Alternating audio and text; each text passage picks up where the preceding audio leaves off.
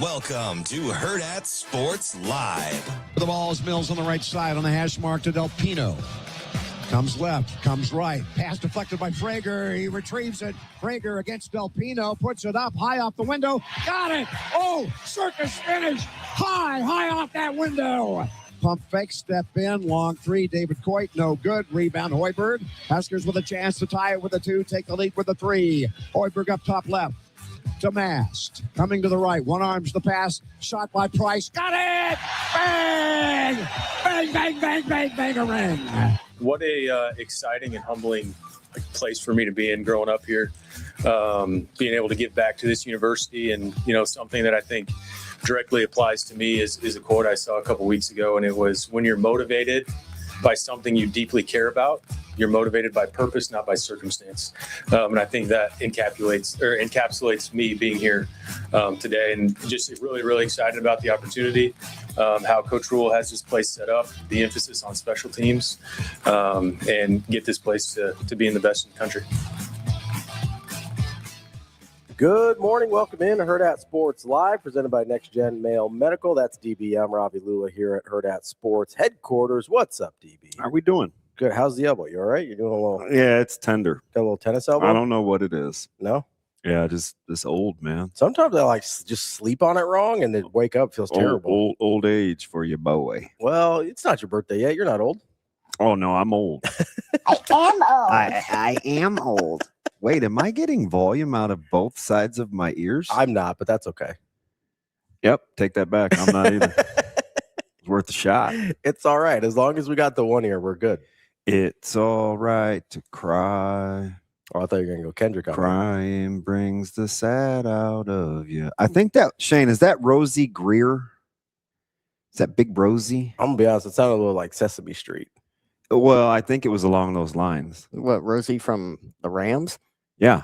Oh, it could be. Rosie the Riveter? I'm pretty sure. Now I just see, sometimes I just say things and it's like, it's Rosie Greer. It's all right to cry. You've never heard him do that song? No, I haven't. Wait, Yeah. Rosie's a dude? You said you never heard him do that? Yes. I assume Rose, not judging. I just, my mom's name is Rose, so I thought Rosie was a lady's name. I'm pretty sure it's all right to cry. That's different. Oh yeah, that's Big Rosie. Rosie Greer? Look, it's really old. Like really old. Oh, that's a fella, huh? Yeah. Yeah. I can't believe you've never heard that song. Is Rosie like a nickname or his government? That's his government. Well, are you sure? Oh my gosh. We're gonna Google Rosie Greer here. Pretty good football player. Yeah, it's Rosey. Rosie Greer. Wait, so okay. I love it when Google gives me like the description of what they are. Yeah. And his says American former football player. Makes sense. And I thought it was going to say singer because you have the song. Yeah. And bodyguard. That was the whole point of the thing, because he's a big tough guy and he was combating toxic masculinity before it was a buzzword. All right. So I can't believe Shane, have you heard that? I've heard of Rose. I mean, I know who Rosie Greer his government is Roosevelt. Yeah. So Rosie is a nickname. Rosie's his name. It's a nickname. Like, it's not like his parents wrote on the birth certificate, Rosey. Oh, man. Greer. That's what government name means. What is it? So is Ravi yours, or is it Ravi Shikala, or what is it?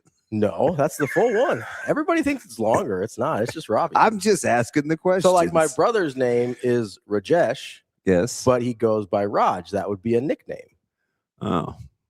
Because his government is Rajesh. All right. You see?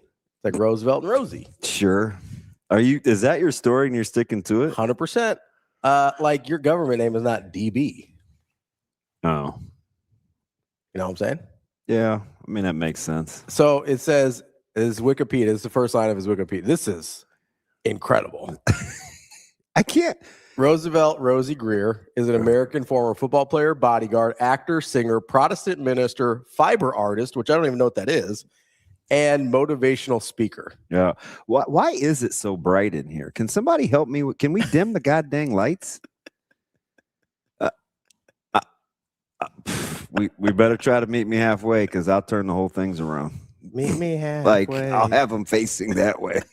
Where's the foul? It's like, why is it so light in here? Our guy. Go ahead. Even the stream agrees. Our guy Kent is less discerning with the bangs than Mike Breen is. Bang! He hit like 8 of them in a row in the intro. Yeah, I know. He's Bang, bang, bang. They needed. He sounded like he played for the Houston Astros out there. They had to. That's not funny. That's a pretty good one. Yeah, that's. I don't know if you know, but Astros beat the Dodgers in the World Series. I'm aware they beat the Red Sox in the ALCS. Yeah, so I was there. I remember. I don't find any humor in your Astros jokes. Well, it's funny because they got caught, and now they're the shame of the league. So now we can enjoy And it. somehow they're still good every goddamn year. Well, yeah. I mean, I don't think the trash cans were entirely responsible. They had good players. Yeah, Like, it's not a bad roster. that's a fair to Midland point. Well, Maybe. Like Midland, Texas. How many bangs did we? What was the line last night? 15.5 going in. Oh, so that's a no cover. Yeah, they did not cover it. They just decided to fool around for about 30 minutes. No, it wasn't that long. Did you see who made a 3 though? Who else made a 3? I know Frager made 3 for 9. Sanford went 3 for 11. 11. Your boy. He's your boy. It's not my boy. J. Rod Garcia. Yeah, so he was 1 of 1, right? With the triple. Yeah, now he's made 7 on the year. And still -1 and plus minus. He's got almost as many 3-pointers this season as Darren Peterson has assists in the last month and a half. Do you know how many players were minus in Nebraska's plus minus? So Garcia probably These would have lights aren't been. really killing me. Garcia would have been. Who else? I'm gonna guess 3. There were 2. Okay. Who's the other one? Oh, I feel like It's this gotta be what an somebody- interrogation room would feel like. I think it's a little more hostile. They're smaller. Usually, there's a officer of the law of some kind. Yeah.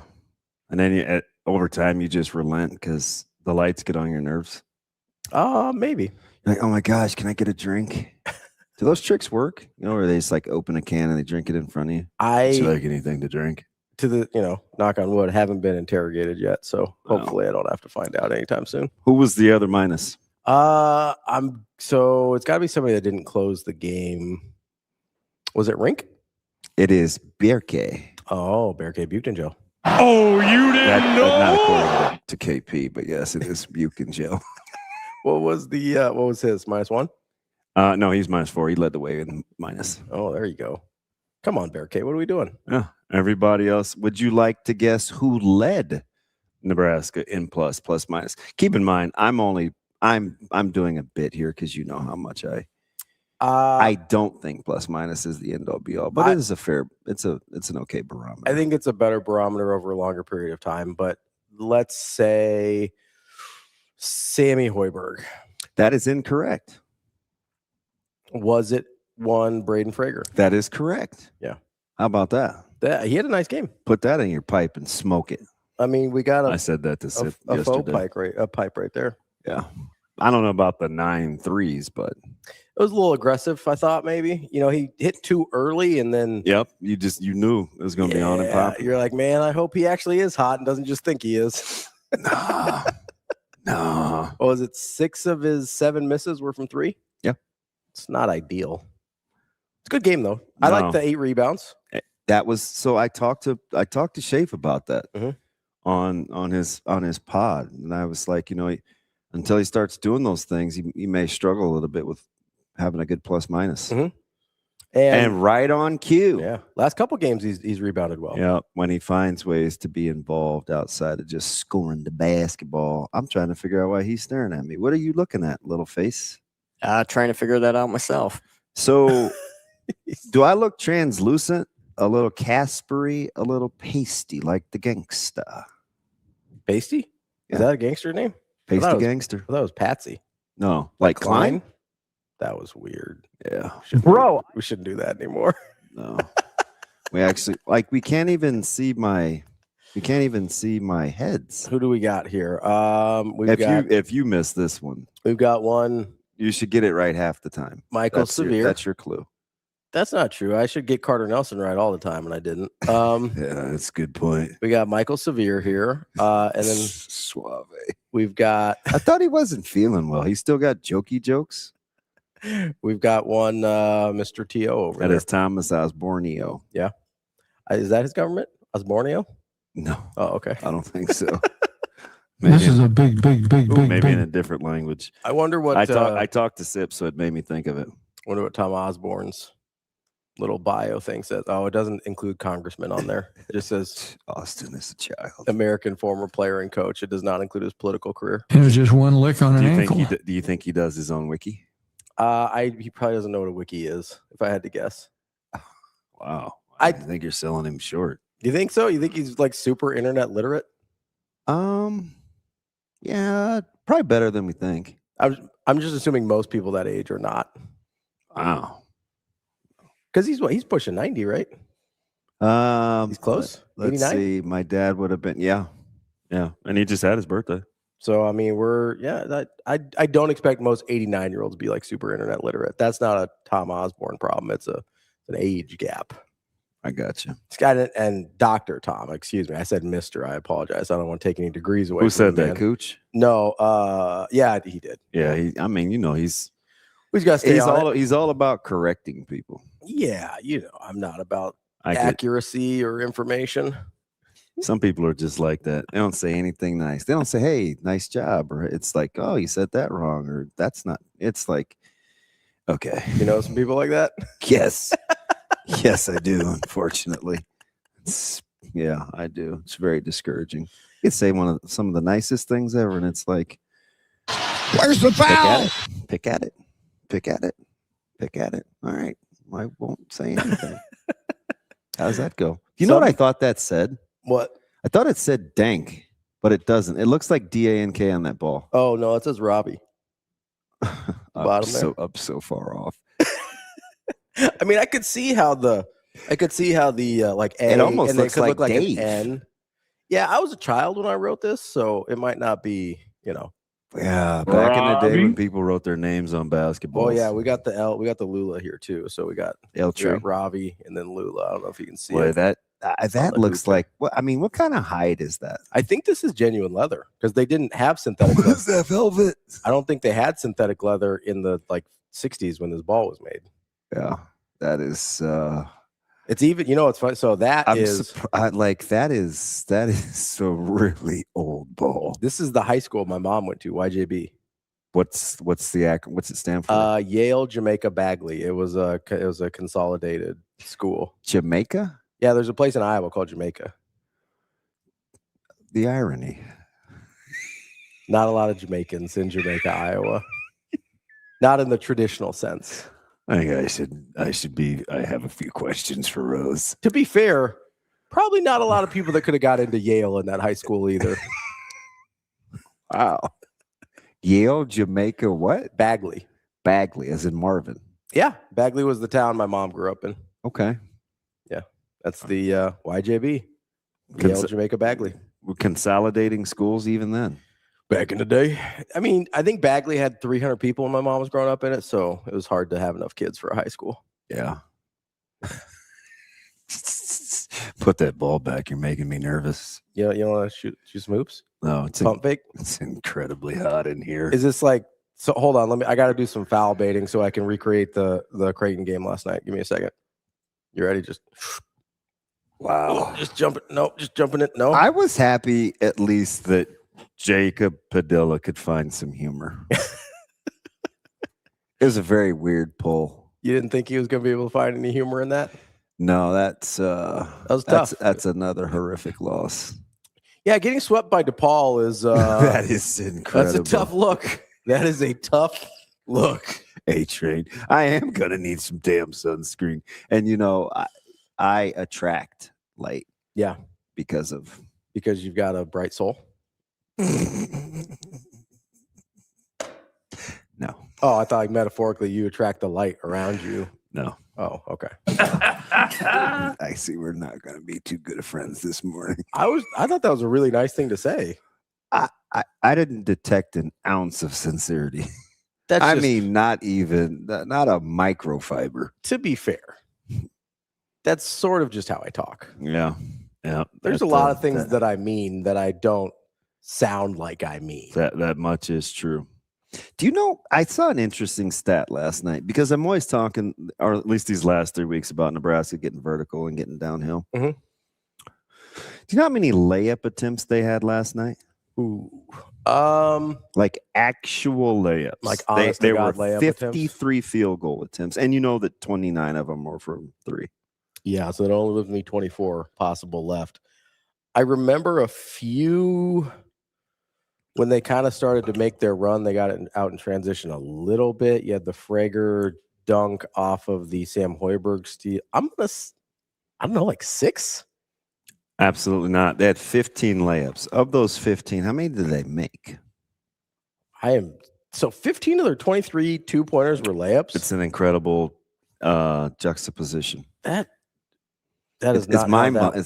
That's why we're talking. That about is it. not how that watched to me at all. That's why we're having this conversation. 4, 6, 8, 12. I'm guessing. I think I'm getting all the Creighton missed game-winning layups in my head, so I'm having a hard time differentiating. 11 of 15. 11 of that's pretty good. It's way good. I can't believe 10, 11, 12. The shocking stat of the moan and 15 of their 24 2-point attempts were layups. 11 of 15. That'll work most of the time. Yeah. Now 10 of 29 isn't going to work a lot of the time, but no. You know, did it seem like they had good game control? No. It didn't? Not, I mean, again, that's why I kind of made the joke about 30 minutes because it didn't seem like they really.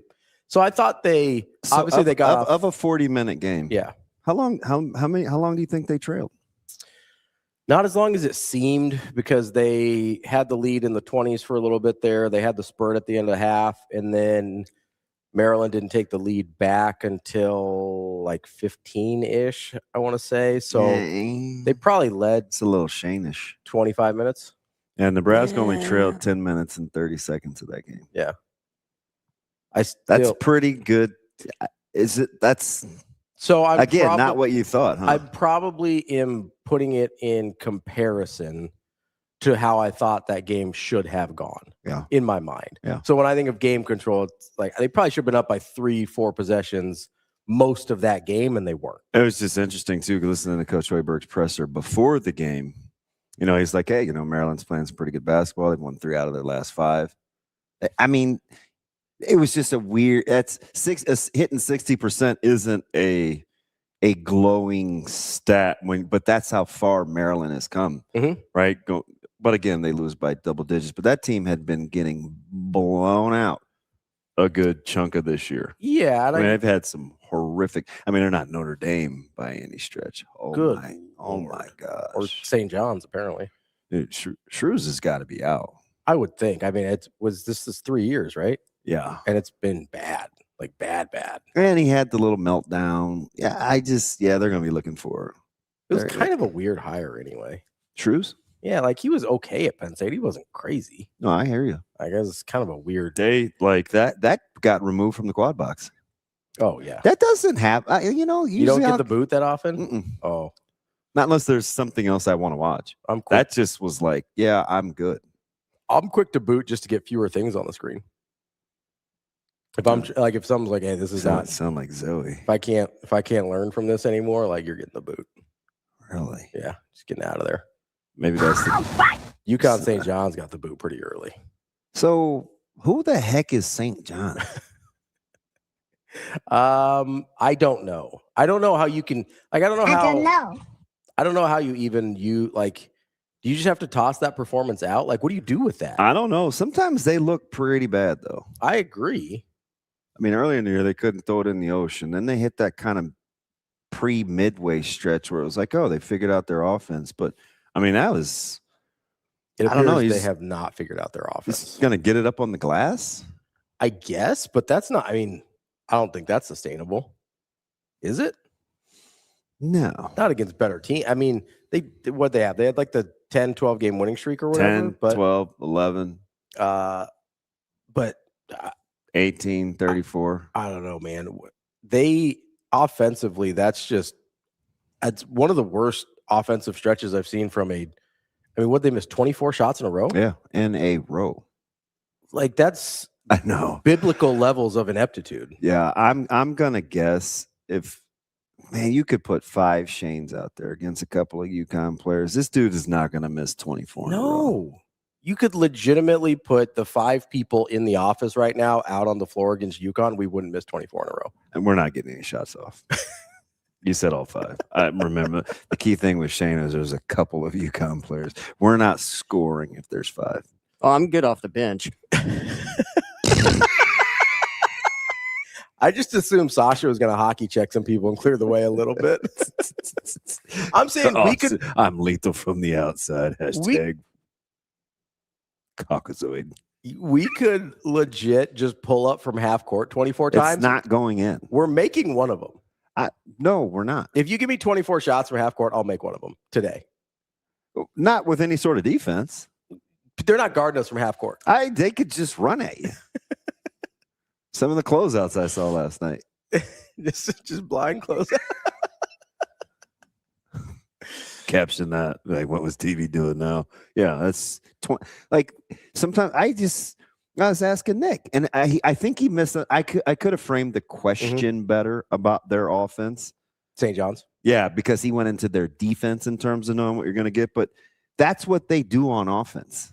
And somehow they find a way to make it work for them. Just bad sometimes. 24 in a row. Oh, hey, there's the guy that can jump.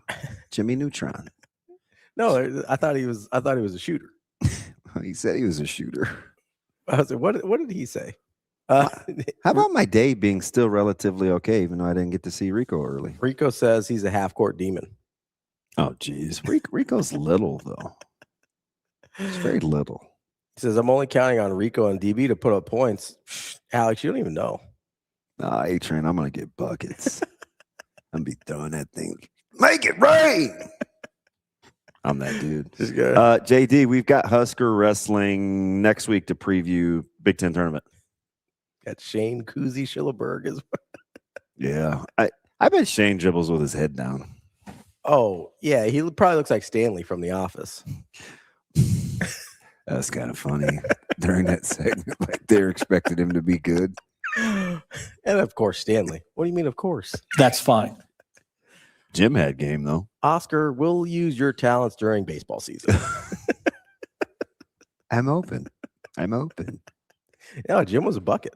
Yeah, Jim he was trying to get, that's back when he was trying to get his girl. I know. Yeah, you got to show off on the She didn't know who to cheer for. conflicted. Yeah. Go warehouse guys. Wait, that's my Jim. Oh, he's not my Jim yet. She walked on hot coals for that dude. He's pretty devoted. Yeah. Yeah. Not a big office guy. No, huge office guy. Oh, I found another Shane. I have another anti-hero. Anti-hero? Yes. It's not like antifreeze. Aunt Jemima, these things in your mouth.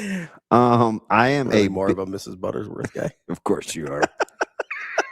Of What's course. that? Makes a lot of sense.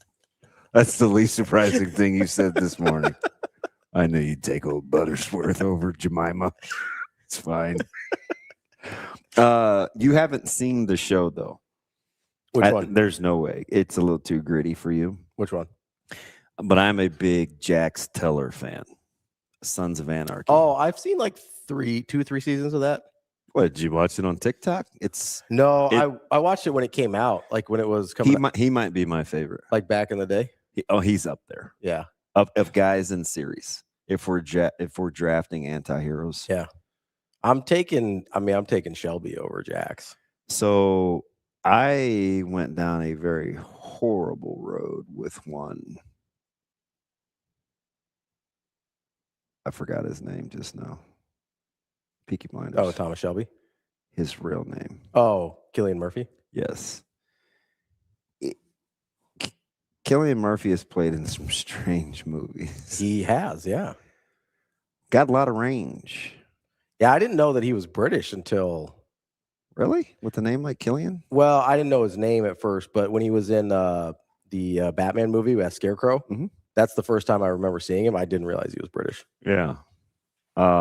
He played a bank exec in a particular movie where he had like two. Sometimes he was a woman, sometimes he was himself. Oh, okay. Yeah, I went down the Cillian Murphy rabbit hole yesterday. I don't know. Willem Dafoe in the Irish Brothers movie. What's the ones where they're like vigilantes? You know what I'm talking about? Were they hooligans? Oh no, not Green Street Hooligans. Oh, that's a good movie though. I haven't sat through that. What movie am I thinking of? Boondock Saints. Thank you. Yeah, in Boondock Saints, Willem Dafoe. Oh, she's here. She would be good at this. Oh yeah, she's a little movie head. I could tell that she knew the name of it and was yelling at Shane while she's like chomping at the bit. She's like, "It's Boondock Saints, idiot!" Like if we picked teams for like trivia, would you? It's like pop culture. Mm-hmm. Would you take Shane or Sasha? Ooh, so they'd actually both be very good. I know it's tough. They both also cover areas that I'm not good at. Yeah. So that's tough. Hence the question. I think I'm taking Sasha because I don't know if Shane's as good at movies. Well, you're mean to Shane. No, Shane's got the music. Shane's an old head, though. But I think Sasha's got the more like mainstream movies. I feel like Shane's movies are more like comic book related. That's fine. I'll take Shane. I'll take Shane. We'd go back to like 1960. And don't sell me short there, Ravi. It's hard not to, bud. I wish you'd put your hat on. Speaking of, like, why is it crooked? You look like you've done time. I have. Well, I'm not one to talk. So Exactly. It's just overnight. It's fine. It's a misunderstanding both times. Not gonna say anything. If we got like horror movies or something, though, Sasha would clean up. Oh, she's a big slasher movie? Oh yeah. If we got anything like heavy metal, horror movies, anything like that, like she would eat. Can I ask a weird question before we get back to 11 and 15 and getting layups? Yeah. Why is it Scream 7? There haven't been 6 Screams. That would be my guess. Have there? There's a lot of them. She's like nodding. Yeah. I feel like you're not really wanting to say yes. There's been 6 Screams? The internet seems to think so, yes. They really started banging them out the last few years. Man. We were at Scream 1 and 2, 96, 97. We waited till There's been 6 of those horrible movies? We waited till 2000 for Scream 3. Then Hello, Sydney. 11-year gap. Got Scream 4 in 2011. Oh boy. Another 11-year gap. We got Scream 5 in 2022, then 6 in 2023, and 7 this year. Has What's Her Buckets been in all of them? Really? Nev? Yeah. That's her name, right? Yeah. I mean, Nev Campbell. She doesn't have like a lot else going on.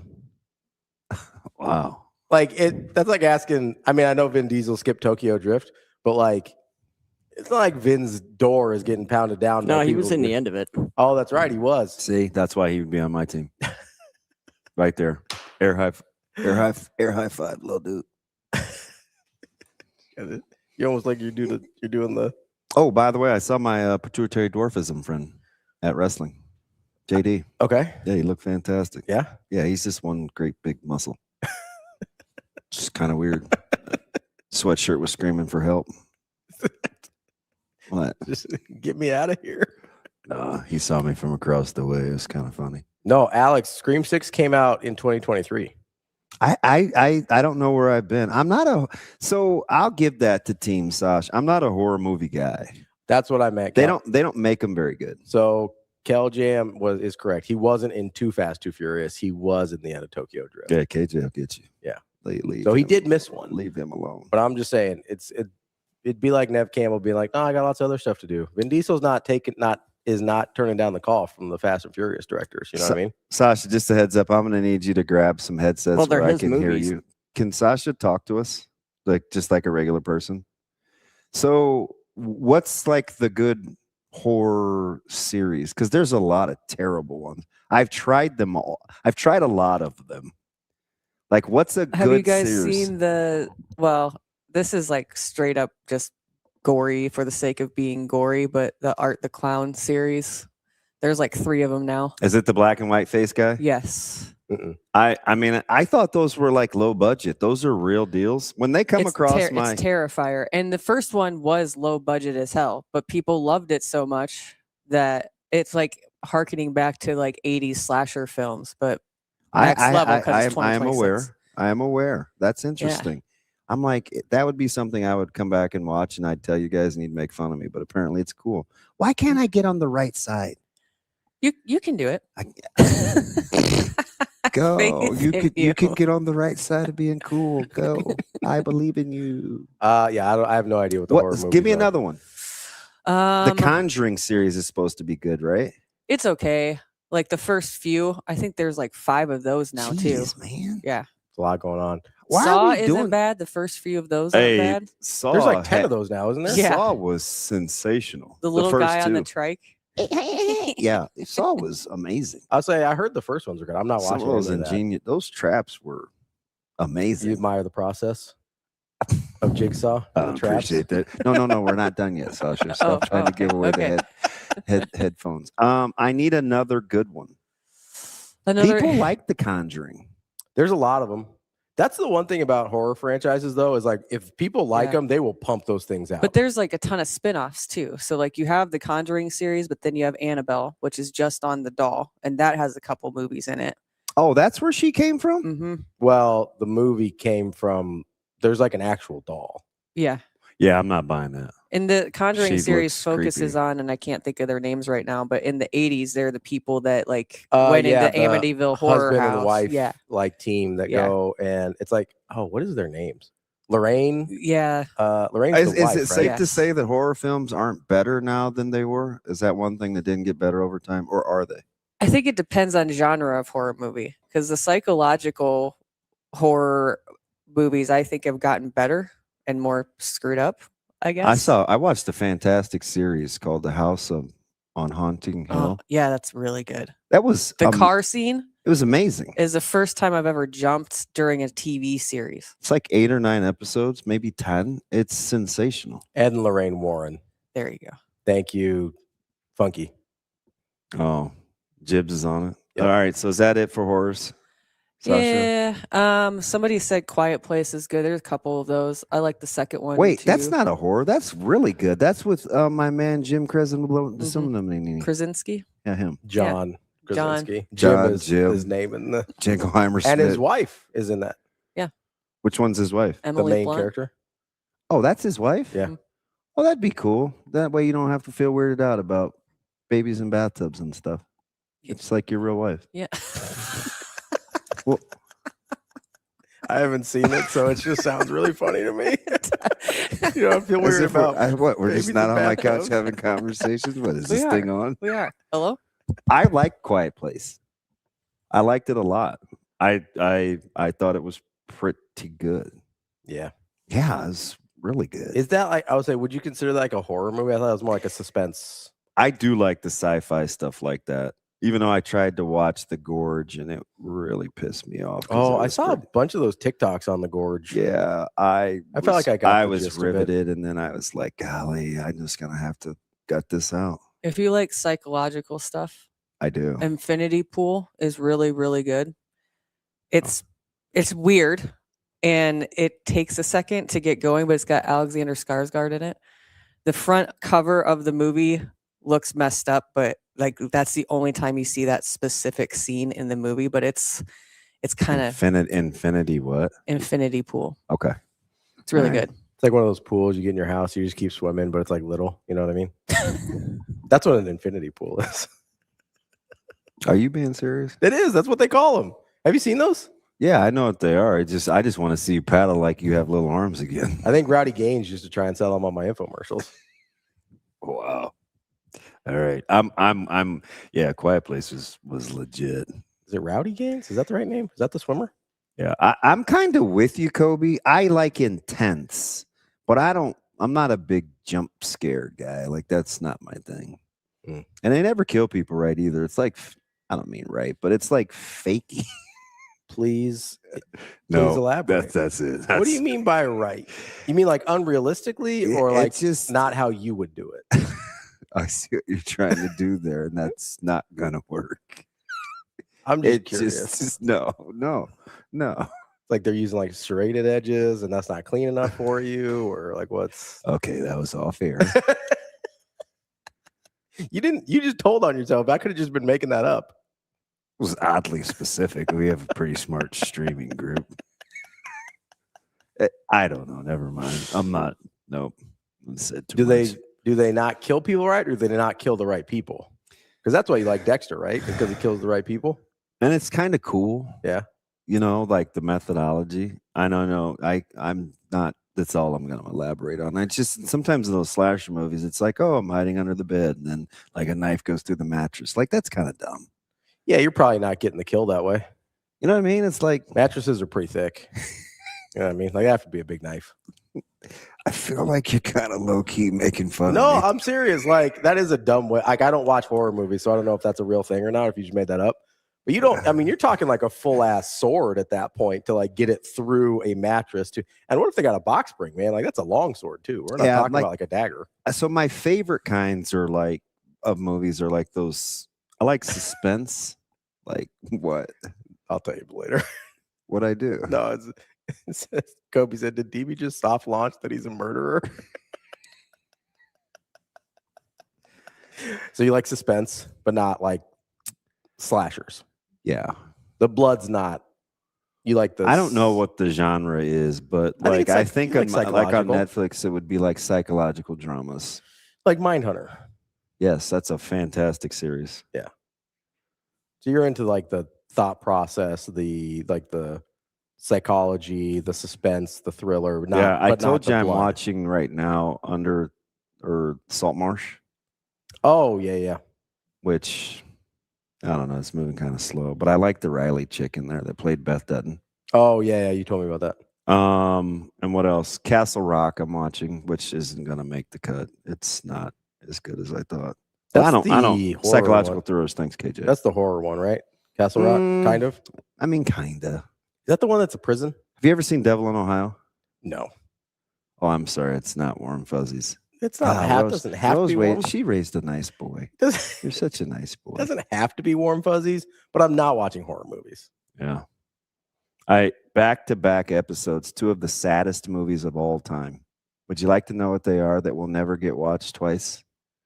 Go ahead. Pursuit of Happiness That was one I was going to say. and 7 Pounds. I was good. Those were literally the 2 movies I was going to say. 7 Pounds was The way worse first than time Pursuit I of saw it, I Happiness. was in the theater and I was like, it is that is the most amazing. Like I don't even like Woody Harrelson, but I think I cried. for 7 Pounds. Yeah. That movie was like stunning. Like it was really good, but it was so heavy. Yeah, I was floored. And I was like, is anything good ever gonna happen? Nope. But the end was pretty good. So this is actually a really good example. That's sort of like your good piece of cheese thing, but with both those movies, they're really well made. They're good And movies. it's just too hard to get through. But that's my point. Is like Pursuit of Happiness is, hey, I'm just gonna watch this guy struggle and get crapped on for 2 hours, and then for 2 minutes at the end, here you go. Like, no, I'm good. Like, I don't need to watch that for 2 hours. Same thing with 7 Pounds. 7 Pounds is just like gut punch after gut punch after gut punch. And then, oh yeah, but he saved all these people at the end. Isn't that cool? It's like, no, that's awful.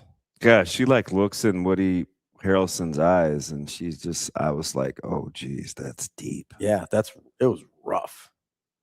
That was a tough hang. Both Will Smith movies. I know. That's when he was in Oscar hunting mode. Well, and then he made the other one too, where you didn't know if he was alive or dead. He had like the goals. He was like an ad exec or something. I don't remember that And one. I think he's like talking to dead people. I can't remember the name of the movie. I feel like I've seen most Will Smith movies. Oh yeah, $1 Million Baby. Definitely only once. Oh yeah. Dude, I was so shook by that too, because I didn't see that coming. Yeah. If it hadn't been spoiled for you. I was like, who? That's what we're doing with this show? All No right, way. so we're in 7 pounds. Yeah, give me the run. All right, let's see here. So Well, he had after, a bad run there for a little bit. he had a bad run after he took his like sabbatical to help his kids' careers out.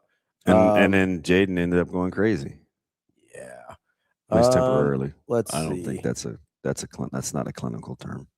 iRobot, no. No, Shark Tale, iRobot was Hitch, fantastic. Pursuit of Happiness, I Am Legend, Hancock, 7 pounds, After Earth, Winter's Tale, Focus, Concussion, Suicide Squad, Collateral Beauty, Bright. Collateral Beauty. Collateral Beauty. What's Collateral Beauty about? I think it's Collateral Beauty. Let's see.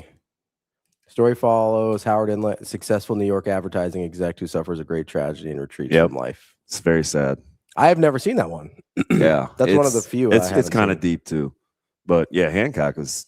I bet I've seen Hancock 7 times. It's maybe a better movie than people get credit for. Oh, it's a pretty good movie. Yeah, that's a good show. It was a little bit of a weird twist at the end with the Charlize Theron part. I'm not she rubs me the wrong way. Yeah, you just don't like her. No, I like Hancock though. It's a good movie. Maybe it was the whole monster thing, but I didn't like her before that either. She played Eileen Wuornos. Yeah. Oof. Speaking of Oscar hunting, that was hers. So it's not just what do you mean? You think people just get out of the rack and they say, "Hey"? I think people make certain choices. I'm going to go for the Oscar today. No, for sure. Like, especially when you're a guy like Will Smith or like Charlize Theron had sort of a similar career where she's doing a lot of like action, like popcorn movies, stuff like that. And you're not winning an Oscar for that. And Leo did the same thing. Like that's why he did The Revenant. That's why he did a bunch of those. Like, again, another movie that only needs watching once. Like Will Smith definitely was in Oscar hunting mode for a while, and then he didn't get it. And Shane, remember when I watched that for the first time and I had to take timeouts? For The Revenant? It was during COVID. Yeah. I watched it in the dark. It was like 3:30 in the afternoon. It was snowing. It was super overcast. I was on the couch. I was like, I need 20. Give me and then I'd come back to it. And I was like, oh, God. Ooh. Yeah. Okay. Yeah. I'm just, okay. All right. Stop. I'm just not interested. I gave myself 20. I'm just not interested in movies I have to endure. Yeah, you definitely enduring with The Revenant. You know what I mean? Like I'm trying to. It's supposed to be my entertainment time. It's supposed to be my downtime. I don't want to have to like grind through a movie. I know. I said Rose, she raised a very nice boy. I'm practical. I want to be happy. I do want to be happy. I want everybody to be happy. All right. If you really want to make me happy, set the lineup so we can take a brizzy. Lineup for today. We've got. Wait a minute. You don't have it. I've always got it memorized. We got Michael Severe at 8:00. Yeah. So who put him on the clock? You, Shane? Or does he said he had a made up breakfast? Yeah, he's got a breakfast He ain't got engagement no breakfast, man. with Marty Cordero, I believe. Oh no, you can't be late for that. All right, that's fair. All right, keep it pushing. Then we've got Brian Edwards from Major Wager if he decides not to ghost us this week. We'll see how that goes. And then Michael Bruntz, Husker 24/7, coming up at 9.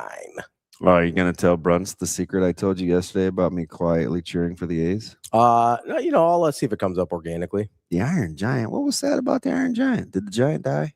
Go to scrap metal heaven? That was the animated one, right? Yeah. I didn't see that. I don't watch a lot of animated movies.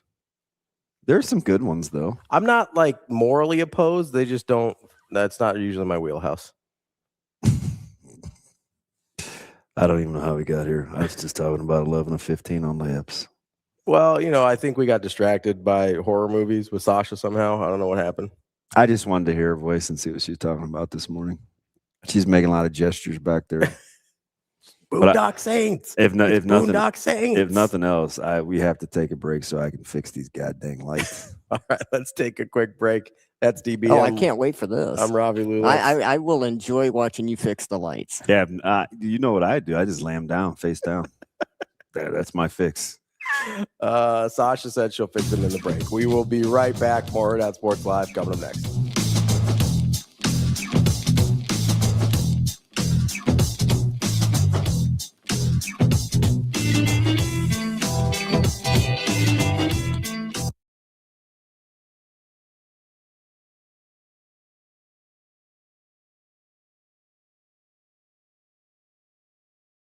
Yeah, I think just alignment and approach, alignment and how he sees the game of football, believes in stopping the run. I think that's big. If you look over the course of my career, I've worked for a number of different coaches and different philosophies, and you take different things from everyone. But getting around Rob, just a week or two when we met, it was pretty clear that he places a huge priority on stopping the run, and I believe in that personally. And then just watching how he navigates the role of coordinator, because you're coordinating men who all have experience, and you're coordinating players, and just his approach and how he weaves through that kind of seamlessly and effectively. And I'm a big Rob Orge fan. I think that's no secret, and so just looking to continue to improve and do the same things here or better.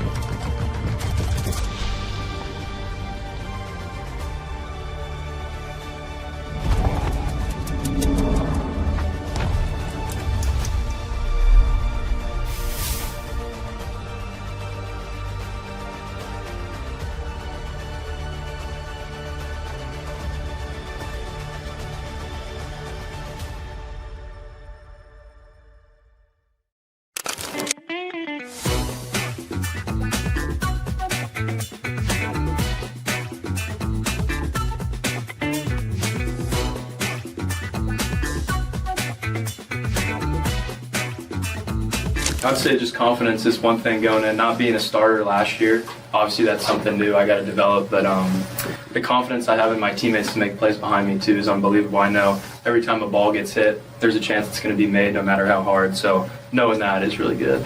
I added a little bit of weight, but no, definitely pitches. Last year I was heavy on the fastballs with a curveball too. Developed a changeup, a cutter, kind of like a hybrid curveball slider I throw too, and just any count, as long as I can land it.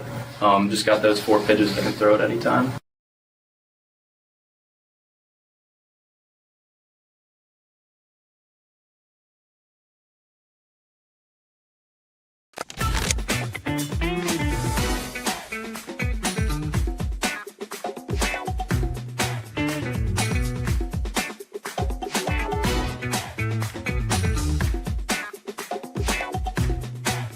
Yeah, honestly, this has been one of the easier transitions. The guys on the team have been super welcoming, the coaches also. But just being able to come in here, understand the standard, the culture, made it a pretty easy transition. Yeah, no, he definitely gets out there at practice and shows us that, he's still an athlete for sure.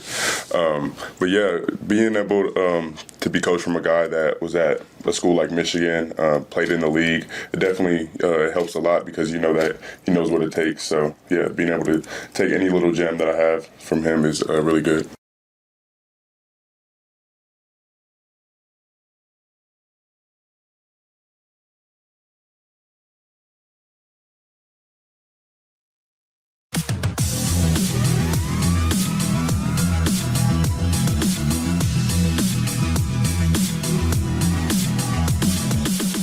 You're listening to Hurrdat Sports Live. It's been great from a standpoint of I think he's a challenging head coach. He demands your best. I think that's something that if you're wired the right way as a coach, you want that. That keeps you, on a sharp edge. And for him to go, make sure your things you're doing in India is carrying over the team and things like that, like as a head coach, that's keeping you on par. So he demands your best, and I think it's been great to work. Welcome back, Hurrdat Sports Live. That's DBM Ravi here at Hurrdat Sports headquarters. That was Corey Brown. You got that one right. Coach. It's easier with videos. You know, I don't. Sometimes the picture is a little misleading, and it's like, you know, people's profile pictures. Sometimes you see them. You and you're did like, break oh. the string, and you got. I got 2 for 2. Michael Scott, right? Michael Severe. That's not Michael Scott. You weren't around for Michael Scott on Channel 7, were you? Oh no, yeah, I was. I remember Michael Scott. Yeah. I thought you were going back to The Office again. Same haircut. Wow. It is. He got the little, you know, Got a little. He's got the part. Little Steve Carell to him. He's got the nice part. You make sure you tell him that when we. He always does his hair real nice. Yeah, I wonder how long it takes. It's going through a lot of gel. Yeah. Think it's flammable? Well, that's hairspray. I don't think gel is flammable typically. The hairspray is though. How do you make the distinction? Well, hairspray is an aerosol, and then gel is a gel. The hairspray sprays is that's the distinction I would make. I'm just counting to 10. Trying to decide if I'm just counting to 10.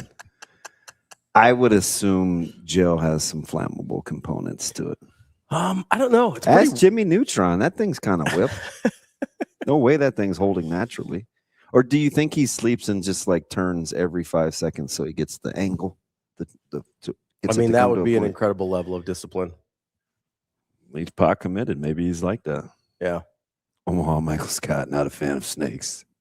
Hi, I'm Devin Patton. Anyway, there's a lot. I would agree. Hot Danger. It looks like it could be a pomade more than a gel.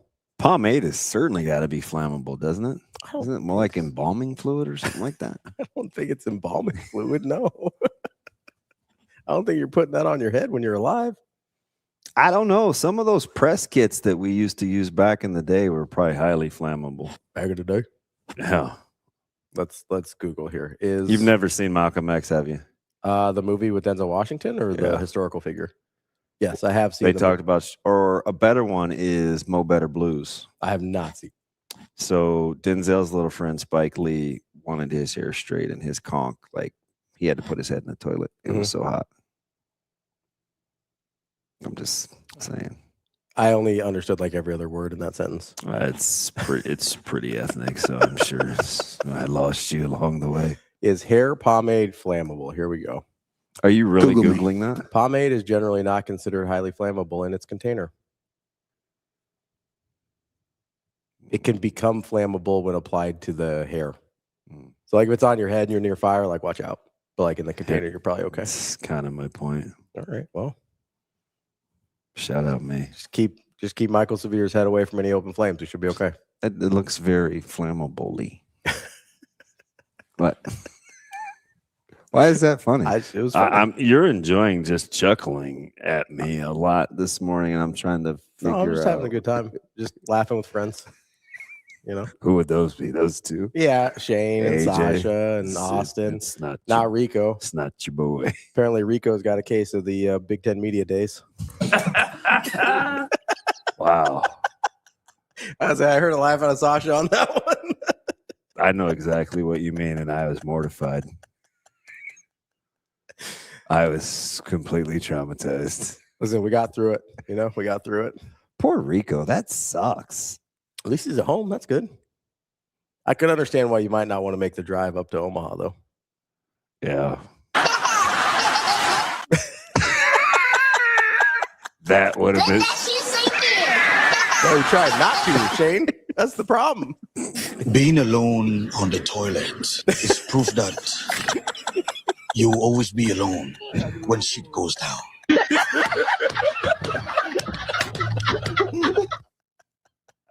That would be miserable. Hopefully he has like dude wipes or something. We should get. Do we know any plumbers, Sasha? We should get a plumbing company. I got a great plumbing company. And have them sponsor a segment called Shane. Being alone on the toilet. Wrong one.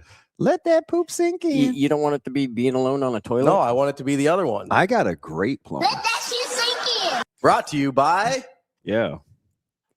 That would be a great sponsored segment. He's a big fan too. Plumbers, hit us up. My fucking grandpa always thinks he's tossing me some wise advice and then say some shit like, Some stuff like what? What's wrong with your mouth? I think he's still mad from not having a key. He's always mad about something. I mean, what a random text. Trying to be nice to stupid people. Oh, really? That's what we're on? Your boss is sitting right next to you, Shane. I think he's talking about me. That's fine. Let that shit sink in. That's fine. Do So you want to take a break before we get to Sevier? I do want to ask, though, because there was a lot of people in the comments. Rico says, shout out Shane, the laughing helps. I bet it doesn't. You really don't want to, like, shake a lot while that's happening. You know? No, and then you get like, man, you got to cool your bum down. I'm good. So you get to the point where you just got to dap. Sometimes you just gotta like shower. That's that's always. Yeah. Well, I mean, like I feel bad because you can't go far, you can't do anything. Yeah, no, you're shutting it down. I feel bad for my man Suave. Are you wondering why I'm standing? No, you're good. I just assumed you're getting a little anxious energy out. Oh, the lights are killing me. It's hot. It's hot? Yeah. I don't think it's too hot. Do we have you just cool like that? Like the other side of the pillow? No, not that cool. It seems like the chat has landed on a lot of the products to help straighten certain types of hair. Collectively, our chat would win Jeopardy, by the way. More flammable than other types of hair products. So that might be where the disconnect was. My hair is naturally straight. I hate your delivery. I think it blows. I'm just trying. Well, my process isn't quite as good as maybe Dexter's or some other people you admire. Wow. Coming up next, it's not like my hero. It kind of seems like he might be. We've got Michael Sevier coming up next here on Hurrdat Sports Live.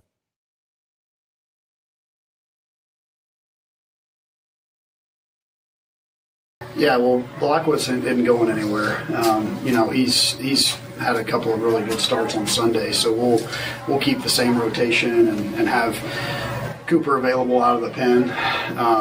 And I thought he looked great. The fastball had some finish to it. He's throwing 2 breaking balls in there, mixing in the changeup. So he looked great out of the pen. I think the fastball is going to play up a little bit there. And I'm not saying that's going to be his role moving forward.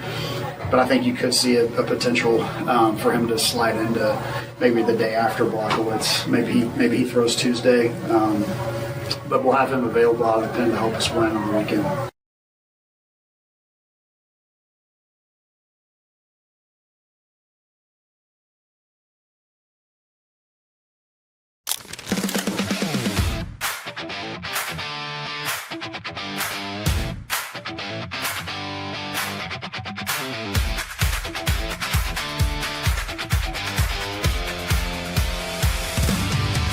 Well, the first part of your question, I was kind of on the tad end of that portal window, so got a chance to meet Jasir while he was here on his visit, and then some things family-wise happened, and I got a chance to do some things over Zoom calls with Owen, but you always watch film prior to see what those guys' strengths and weaknesses are.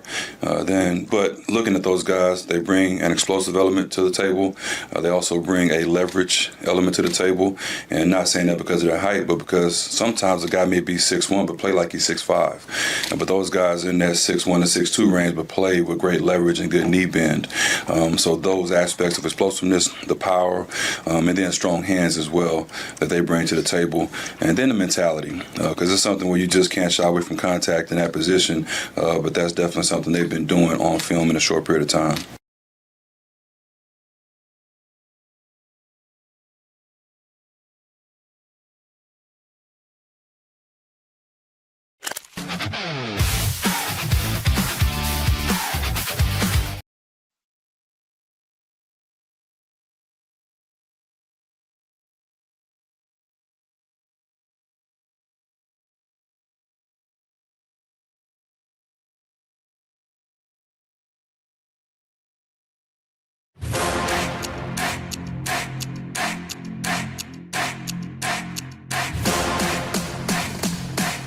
Welcome to Hurrdat Sports Live. Welcome back, Hurrdat Sports Live, presented by Next Gen Male Medical. That's DBM Ravi Lula here at Hurrdat Sports HQ. We are joined now by Michael Severe. What's up, Michael? How we doing? I just want to first say, before we get started, shit. Yeah. All right, cool. Let's go. Give the curse. That's just that's like my dream. Let's go.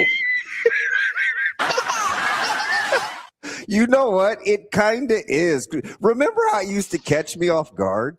I was like, why are you talking to me like that? You're like, sometimes you just gotta. This is where I was brought up, man. You know, my mom curses, and all my uncles curse. You watch a game of spades in my family, man. There's more curse words than a Richard Pryor movie. I mean, it's so yeah. I felt good. Thank you. Happy Thursday. So where's breakfast? We're eating at No Good, actually. That's what we're gonna eat. We're gonna eat at No Good tonight, this morning. Oh, good call. Yeah, Nice. over there on Center. It's close to my house. It's what, 8 blocks from my house or whatever. So Yeah. it works out pretty good. Go ahead. I almost stopped in your neck of the woods the other day. Ravi sent me a picture from the Omaha Food Lovers where they had huge the whole strip loins on sale. They were going like hotcakes. Big primal. At the good place or the bad place? The good one, 50th. Oh, okay. Yep. Yeah. That's a great place to go. Because I think that their butchers really care. And like they're personal. Like, we go in there, a lot, so they know me, and they'll make sure they get you the right cut. I always go pick up my my father-in-law's steaks that we get him for Christmas every year. I go there and get their giant T-bones from there. How about He's a them T-bone guy. to help out the restaurants with kind of streamlining their beef products? I thought that was pretty cool. Yeah, I feel bad for the restaurants, man. I know they kind of heard that it was coming before it to happen as sudden as it did. I think took some people off guard. They thought maybe it would take a little bit longer. So I felt bad for them. But you know what? Those guys that run those places, they're geniuses to be able to make it work, especially nowadays with the way the economy is and roads are and everything else. So they'll get it done. I want to ask Ravi a question. Ravi, as a basketball guy and a person who watches a lot of college basketball, are there any two fan bases in the country that complain more about referees than Nebraska and Creighton? It's incredible. And their fans, every game, they never lost a game. They've lost games to officials. They never lost an actual game. It blows my mind. Every morning after, it's just complaining about officials. What is up? So I have a theory. Okay. I don't think Nebraska and Creighton fans are unique in this. I just think they're the closest to us, so it's louder. Sure. But I also think a lot of fans in Nebraska don't watch a lot of other college sports sometimes. And so I don't know that we appreciate the overall ineptitude of officiating across levels, across teams, across conferences. I know we think it's malicious sometimes or even corrupt, but I'm like, I swear to God, it's just incompetence. Like, they are bad across levels. They are bad across leagues. They are like, there's just not enough good officials. So I think when you realize that it's a basketball problem and frankly a football problem too, but there's more calls in basketball. I think you start to realize, oh, this isn't about Nebraska or Creighton or any team that I like. This is just a basketball problem. Allow me to retort. I believe there are times, though, where the people who are criticizing don't know the rules. And so they're criticizing a referee who made the right call because they don't know the rules. A player goes to the ground and grabs the ball. Another player jumps on his back, taking the ball from him. They call the foul on the guy who jumped on his back. That's the correct call. And then for the next 4 hours, people are complaining because, oh, he was stealing the ball. He jumped on the guy's back. At the 6:30 mark of that exact same game, the exact same thing happened. The DePaul guy was second to the floor. They called on the DePaul guy. So I don't know if the referees are as bad as sometimes people not knowing the rules or understanding what it's like to that speed of the game and have to make that call. That's my retort to that. I would agree that is also part of the problem, is there is not a there's not a robust understanding of the rules of college basketball. I do also think the officiating across the sport is not very good or consistent. So I think both of those things can be true at the same time. But you're right. A lot of it is just people want every call to go for their team and none of the calls to go for their team. And so whether they know the rules or don't know the rules, they're certainly willing to overlook the rules if it negatively impacts their team. Hey, Shane, do me a favor. Seviere, I'd like for you to listen to this clip and tell me what like your immediate thoughts were compared to last year. Are you ready? Yeah. You ready? Okay. Shane, play clip 2 first. Play clip 2 first. To make sure he has deliberate focus to get better daily. And it's something that he can pick out certain things in his game. And we talked about strengths and weaknesses in our one-on-one meeting. Obviously, if he probably was in here, he'd probably tell you, going off of yesterday's practice, he needs to be better with his hands. His hand placement, hand consistency, and how strong they are. But I think his game has so much room to grow. And it's from a fundamental standpoint of understanding, because it is a new defense. How we're fitting things, where the ball is going to be based on how the blocks we're going to see. And that's my job as a coach, to make sure I can shorten the learning curve. Based on backfield sets, this is what you should be expecting. Sometimes D&D wise with this call, this is what you could be expecting. And he's a smart guy. He's been around ball. He understands that. But now adding the technique to his wits, it definitely help his game go leaps and bounds. You're the guy that coined the phrase on one of our infamous segments of situational awareness, right? The fundamentals, teaching what are you doing pre-snap.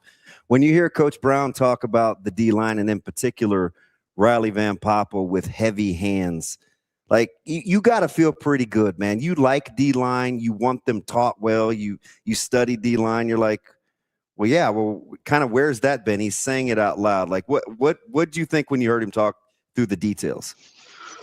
Let me first say I'm very sorry for his loss. That was when he got hired, people were all upset because he wasn't here yet, and he was dealing with a very close loss in his family. So I feel bad about that. There's no bigger hire in terms of WAR than that hire, right? I mean, his wins above replacement of the person he replaces is enormous. It's even hard to judge. You're talking about a guy who's been in a room, who understands how to run a room, who Coach Strohmeyer called to me. He said one of the best technicians I've ever been around.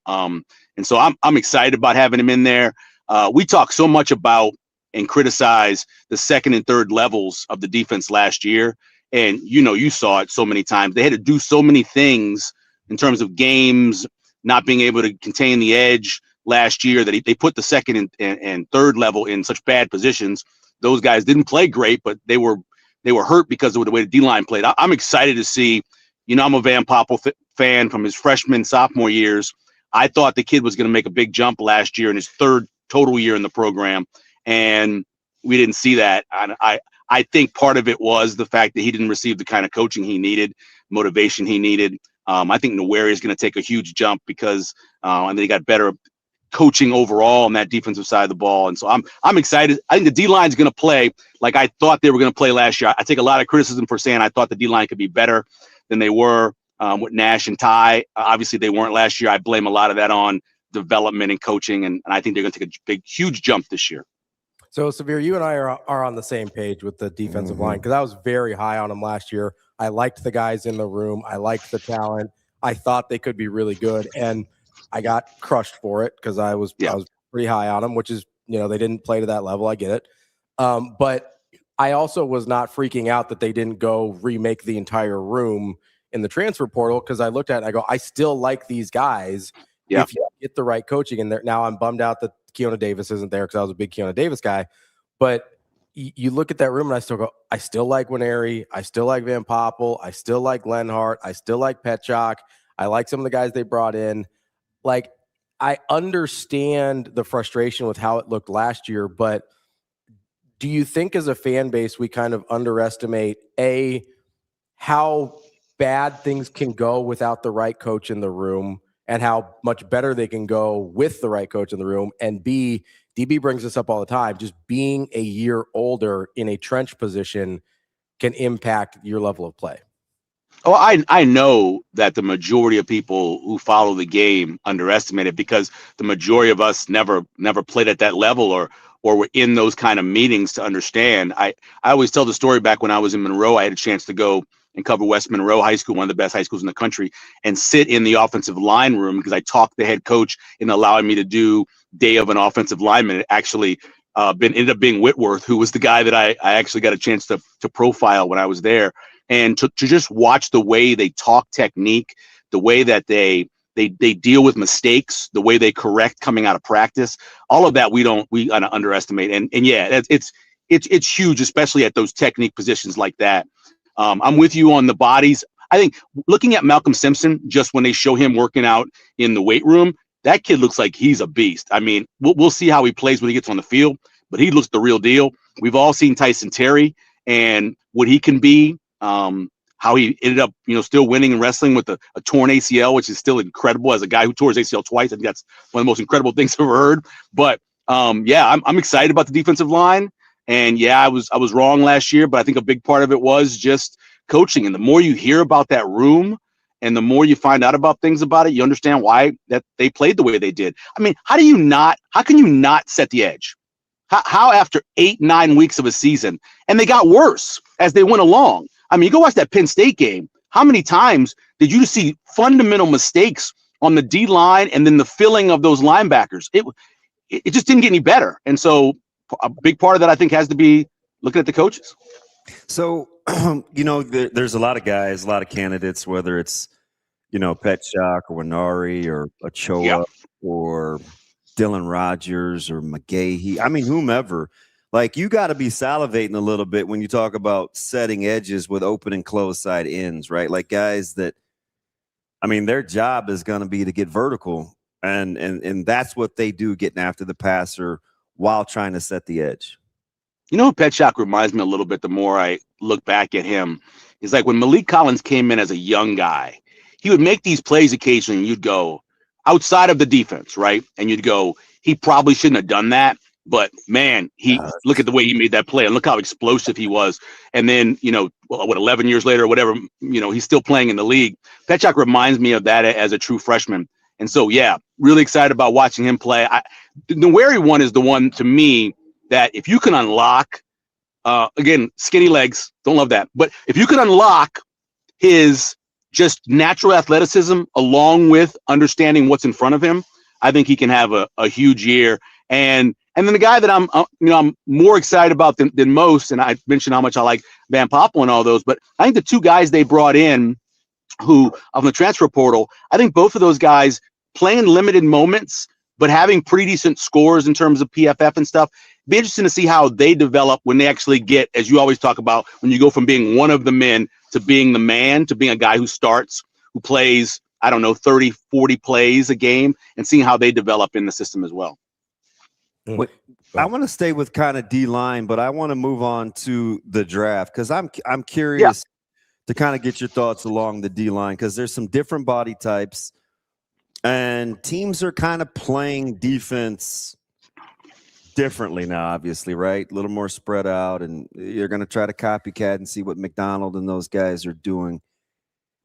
What do you think of Woods? I think he's one of these guys that was going to be really, really good, and then they kind of fell off, and he was maybe better on tape last year, but he has to be a guy that could make a ton of money in Indy because when he's right, man, there are times he looks elite. Yeah. Taking the defensive ends out of this and just talking about the guys inside. There's about 4 or 5 in the top 20 who came into the season and were expected to have just huge years. And whether it's because of their team or maybe they had injuries or whatever else, they just didn't live up to what their 4-star or 5-star labeling were. And he's one of them. And I think he's going to have a great combine. Listening to, I think it was Dame Brugler talk about him. He just says there's times where you watch him on tape and you say, oh, there he is. That's the guy. That's the guy we thought was going to be dominant. And then there's times where 4 or 5 plays happen and he doesn't do anything. Yeah. So again, I don't know what the issue was last year, but he's not alone. There's a lot of guys in here that have to go in those meetings those little 15-minute meetings and explain why they played like they did or didn't play like we thought they would, and he's going to be one of them. Is Bain Jr. the closest to an every down lineman for you? So we're going to defensive ends. I think there's about he can play probably inside too. Yeah, but I think just because he has the short arms, everybody's going to say, well, he's got to move inside. I like him out there. I love his punch. I love how he's got a first step for a guy that thick that he has. And so I think he can play out there at the next level in the right system. He again reminds me of a guy like Mike Graham, who came out all those years ago and they put him in the wrong system. And then 2 or 3 years later, the Eagles were like, hey, maybe you should play here. And all of a sudden, he's had this career he's had. He's got to go to the right system that fits him. Messidor does too. Both of them do have to go to the right system. But I think in the right system, you're right. He could play inside, but I think outside he could be dynamic as well. Yeah, it's interesting. Messidor is super old, but Bain looks old. But do you like the Ingram comp for Bain Jr.?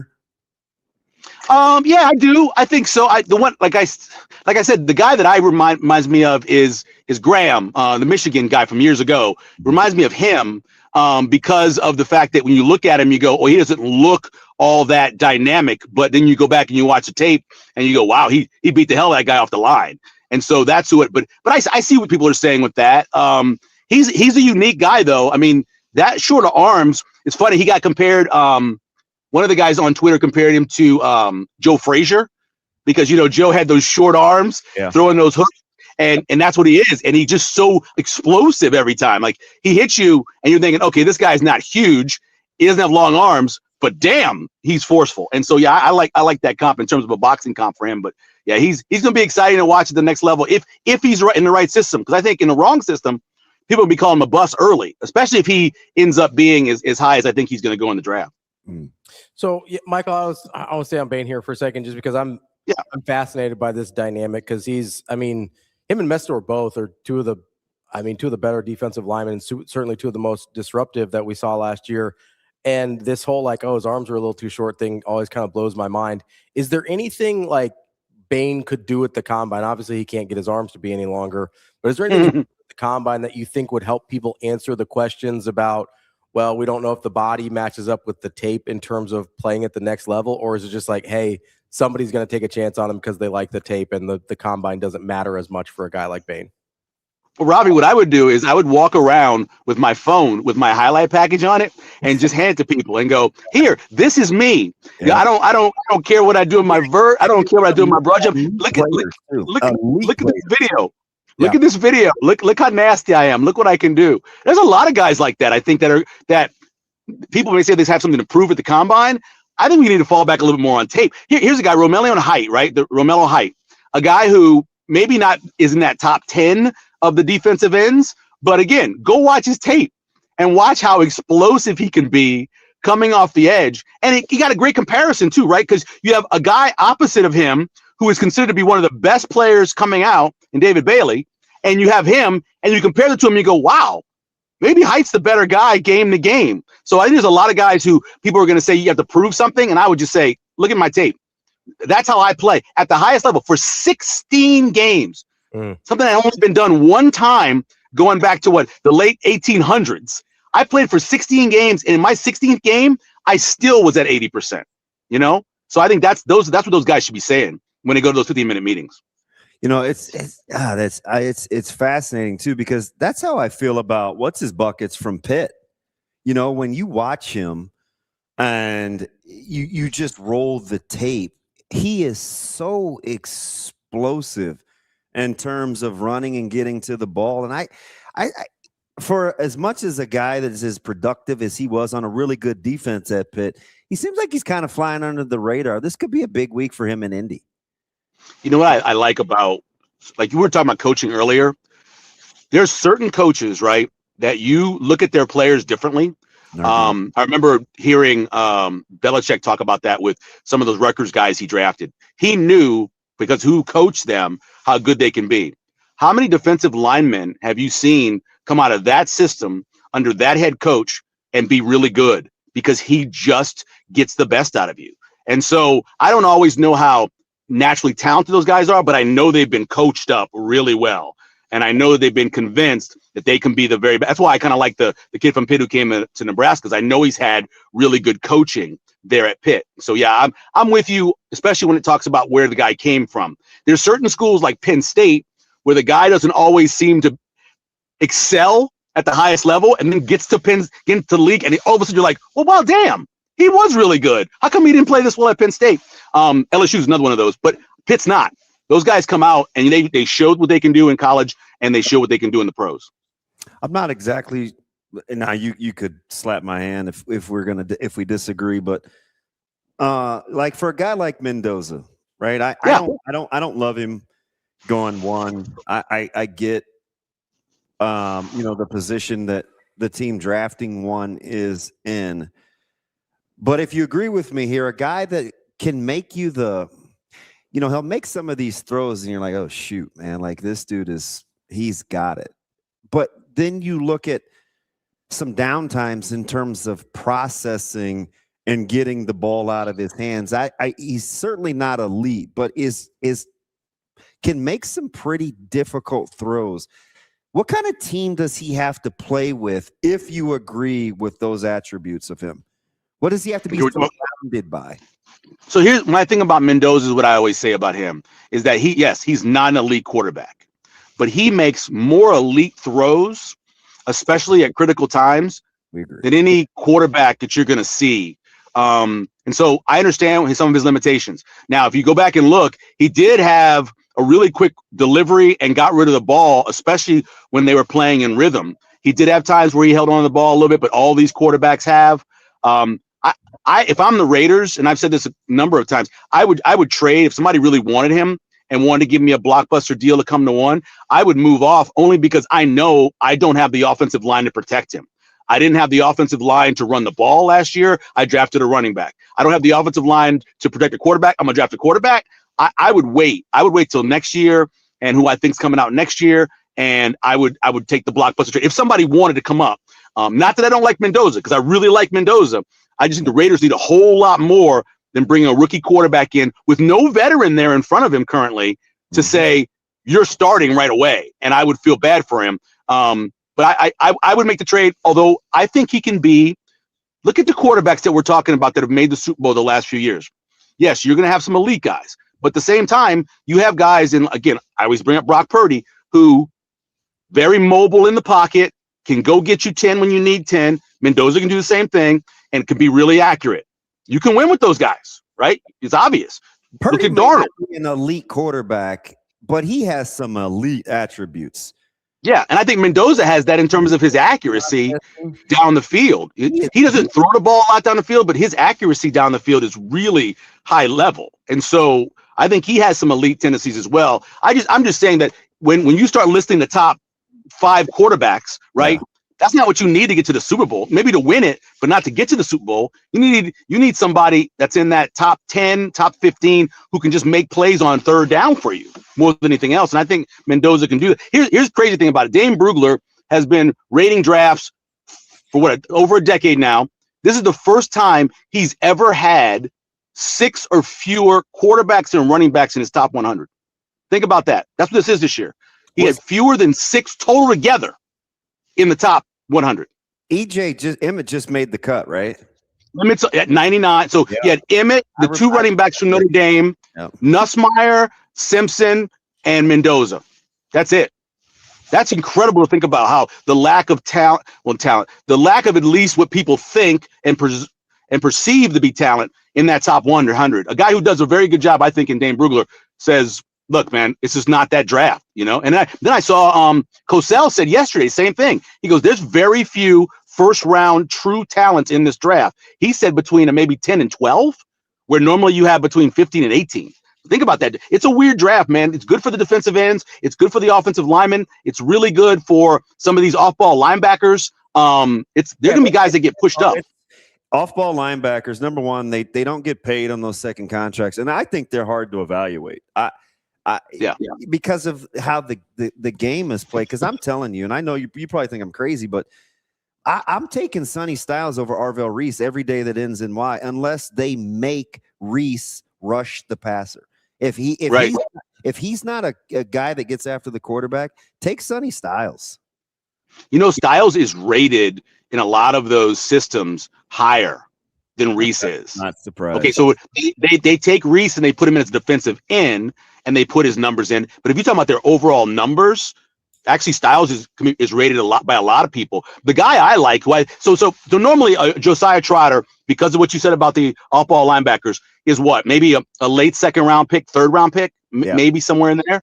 Because of this draft and the lack of the quarterbacks, running backs, and number one wide receivers, traditional number one wide receivers, he gets pushed up.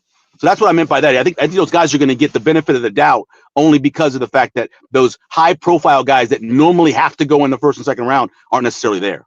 That's kind of how I feel about Kyle Lewis from Pitt. From Pitt, right, yep, yeah. This is going to be this draft won't get great ratings, okay, TV ratings, but in terms of if you love ball and you love guys who just love to play the game, I think this is loaded with them. And so the stories they tell about these guys, there's the one guy who was he was a BMX rider, right? He was a BMX biker for most of his career, for most of his life, and then switched over to football. And those kind of stories are just incredible. And that's what this draft will be about, stories more than necessarily the high profile guys. Even though I think there's some wide receivers on this list that could be dynamic, they just aren't as good as some of the years we've had in the past. Casey Concepcion, a guy like that. So Casey, the two guys that I think are very intriguing on different ends of the spectrum. Denzel Boston, big physical guy who, when he was down at Washington, they just could not throw the ball and can catch the ball in traffic. And then Casey Concepcion is the ultimate gadget guy. You can have him do 100 million things. They're all going to be good. I am concerned about his drops. Matter of fact, he cost me anytime touchdown at one point this season. I still hate him for it. But his drops sometimes, but in terms of what you want to do, you want to run him in some end around stuff. If you want to run some tunnel screen stuff with him, if you want to just occasionally say, let's just run Casey Concepcion 3 or 4 times on go routes to stretch the defense, he can do all those things. But I think he's in the top 6 or top 5 wide receivers. Concepcion and Boston both are, but those are the two guys that are kind of opposite sides of the spectrum. One big, one small for me.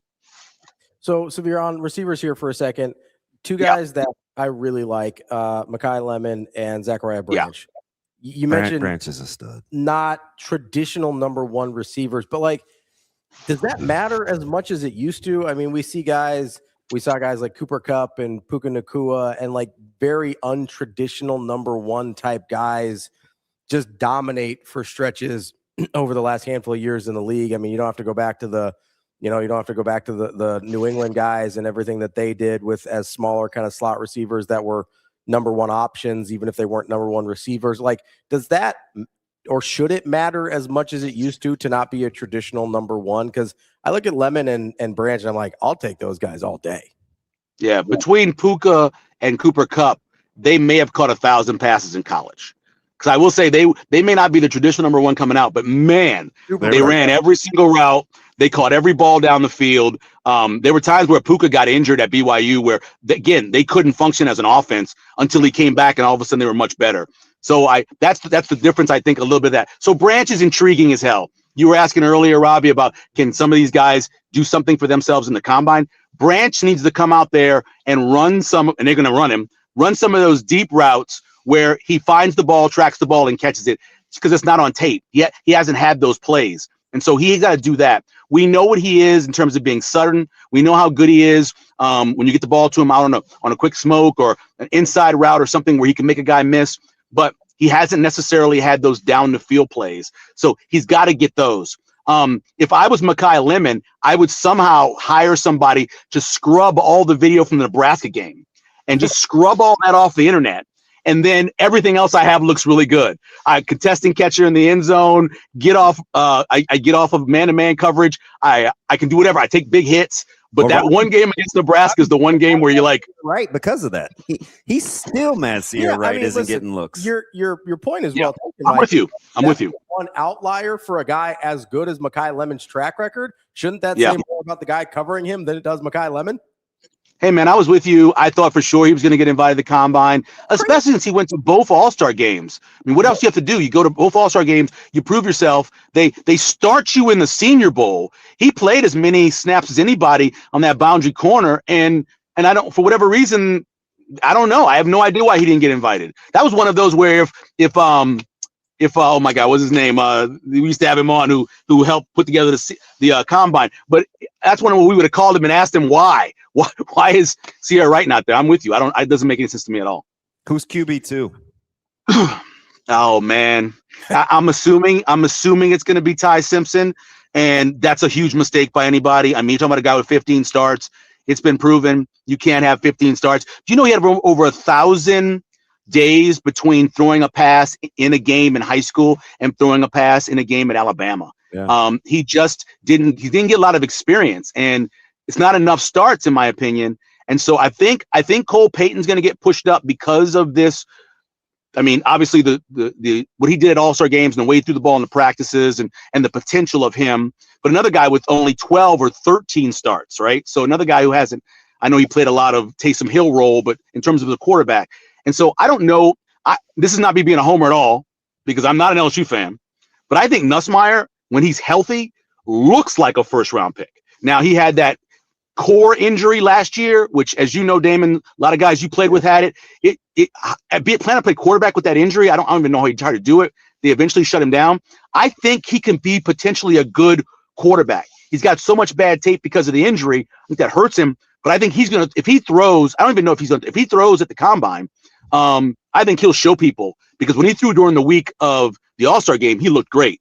So I push him ahead of some of those guys, but I think Simpson probably goes second, and I think that's a mistake, whoever ends up taking him.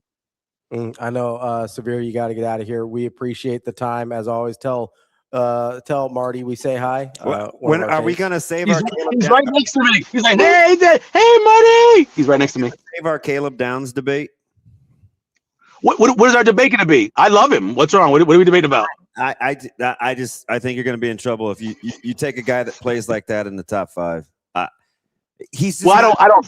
Safety's not going to go. I don't think a safety goes in the top 5. I think he probably goes between 8 and 12. I don't think the Saints will take him, although I think the Saints might move up. I think he goes by 12, but I don't think he goes in the top 5. He's just so smart, man. I think he can figure out wherever he's way savvy. I get that. Yeah. Right. Yeah. But I still would take hyphenated last name. I think you'll be surprised. I think Downs is a little boxy. Why do you think they won the national championship 2 years ago? Because they decided we're struggling defensively with some of this stuff. Let's just let Caleb Downs come down and be, a Palomar kind of guy. And that's what he did. It turned their defense around. You're going to pay a lot of money for a box safety. No, I know. And I don't know if he is just truly a box safety. If he runs better, which I think he will, whether it's the combine or the pro day, I think that gives him a chance to move up a little more, but I don't see him as if he's a top 5, that's a shot. There's too many good players, and you got to take a quarterback because that's just the way the rules are, for him to be in the top 5. I think the Saints move up. The Saints move up because they really love, man. And I think they're worried he gets taken. So Tennessee wants to move. I could see that being a move the Saints make. Hey, you heard it here. I've said this before. Price is a better natural runner than Love. He's an incredible kickoff returner, and you know how that translates into guys that, can find the space, that are fearless. I like him a lot. I was hoping that he'd have an end of his year to where he would challenge Caden Weigent to be the Jet Award winner, but he kind of got banged up, fell off a little bit. But yeah, he's absolutely dynamic. But I haven't seen him as an everyday back yet, though, so I don't know how he would be. We're going back to back with Weigent. Yeah. Yep. Can I still tell jokes, or do you just want me to keep it brief, or what are we doing?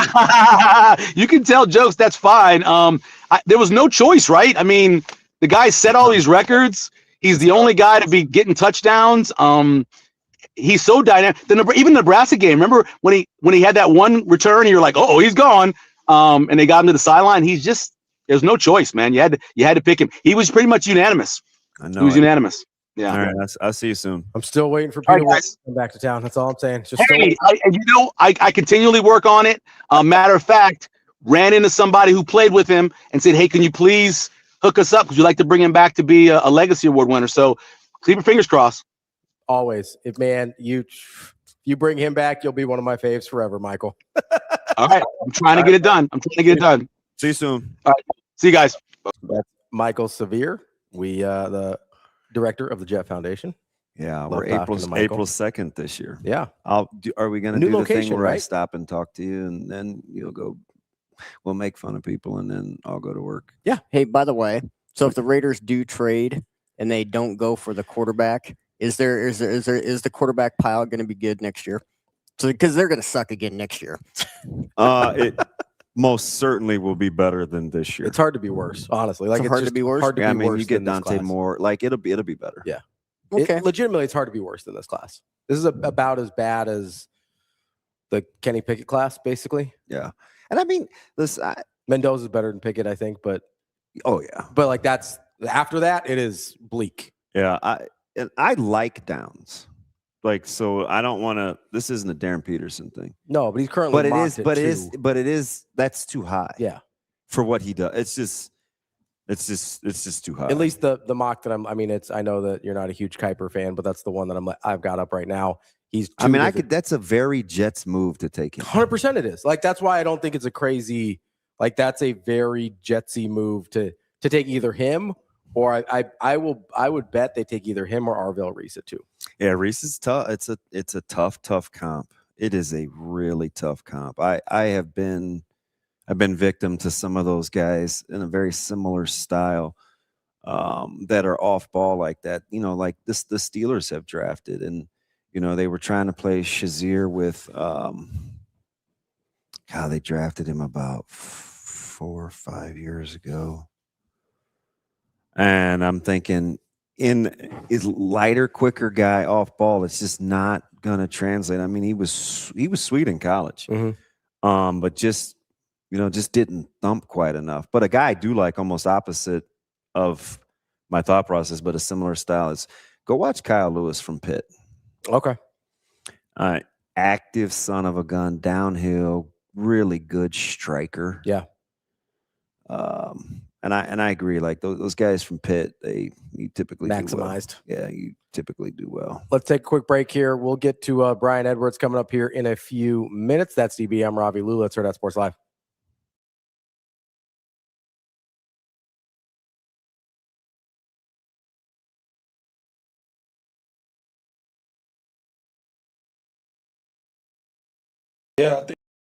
I think just alignment and approach, alignment and how he sees the game of football, believes in stopping the run. I think that's big. If you look over the course of my career, I've worked for a number of different coaches and different philosophies, and you take different things from everyone. But getting around Rob, just a week or two when we met, it was pretty clear that he places a huge priority on stopping the run, and I believe in that personally. And then just watching how he navigates the role of coordinator, because you're coordinating men who all have experience, and you're coordinating players, and just his approach and how he weaves through that kind of seamlessly and effectively. And I'm a big Rob Orge fan. I think that's no secret, and so just looking to continue to improve and do the same things here or better.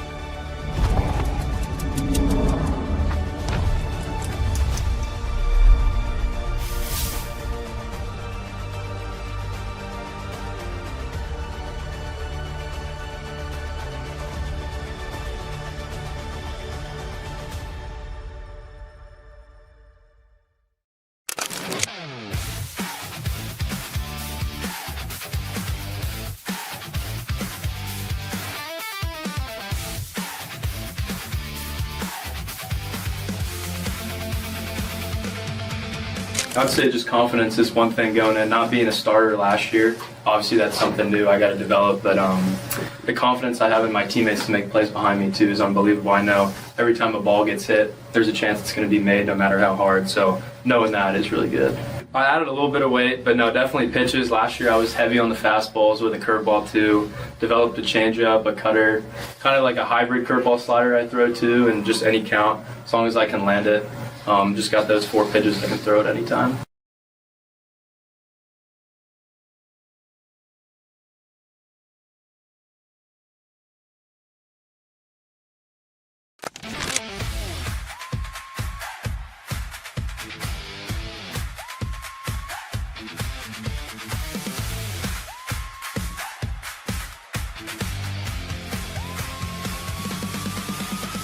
Yeah, honestly, this has been one of the easier transitions. The guys on the team have been super welcoming, the coaches also. But just being able to come in here, understand the standard, the culture, made it a pretty easy transition. Yeah, no, he definitely gets out there at practice and shows us that, he's still an athlete for sure.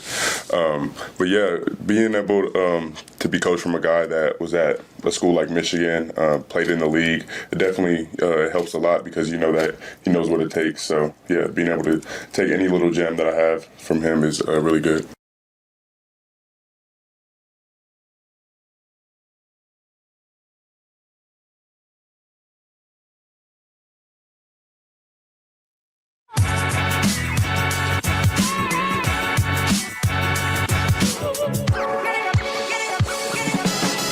You're listening to Hurrdat Sports Live. Now, Vegas insider, senior handicapper, and fan of the cold Budweiser bottles, Brian Edwards. It's got to be touchdown, touchdown, touchdown. Brian Edwards. I don't really love it. Brian Edwards. Were they using the cream cheese to butter the bagel? Brian Edwards. I'm going with the cowgirl. Here is Brian Edwards.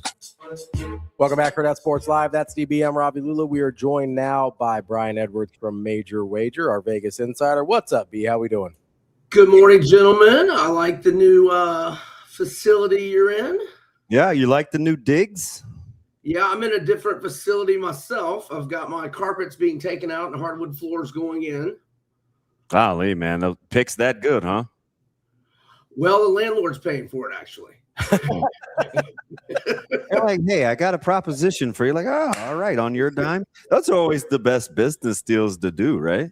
Well, it was time for the renewal of the lease, and I said, hey, come on, it's carpets, gotta go. I'm out on carpets too, man.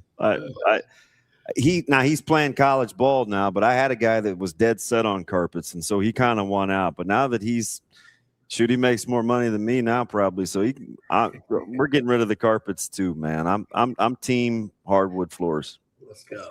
It's easier to clean. Yeah.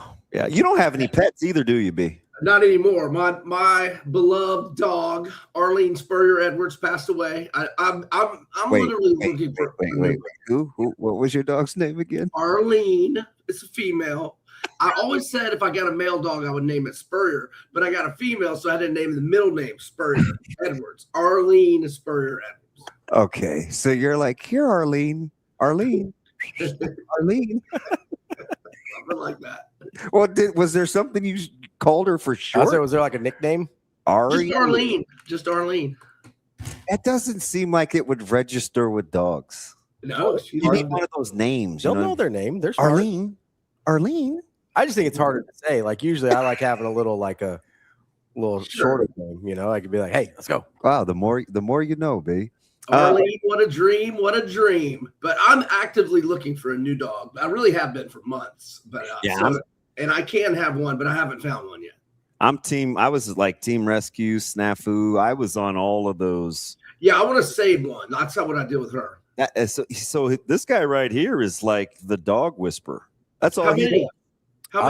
I've got 3 now. I had 4, but my girl passed away a couple years ago. You had a license because you had so many. You had to get like a So at 4, you have to get a domestic kennel license in Nebraska.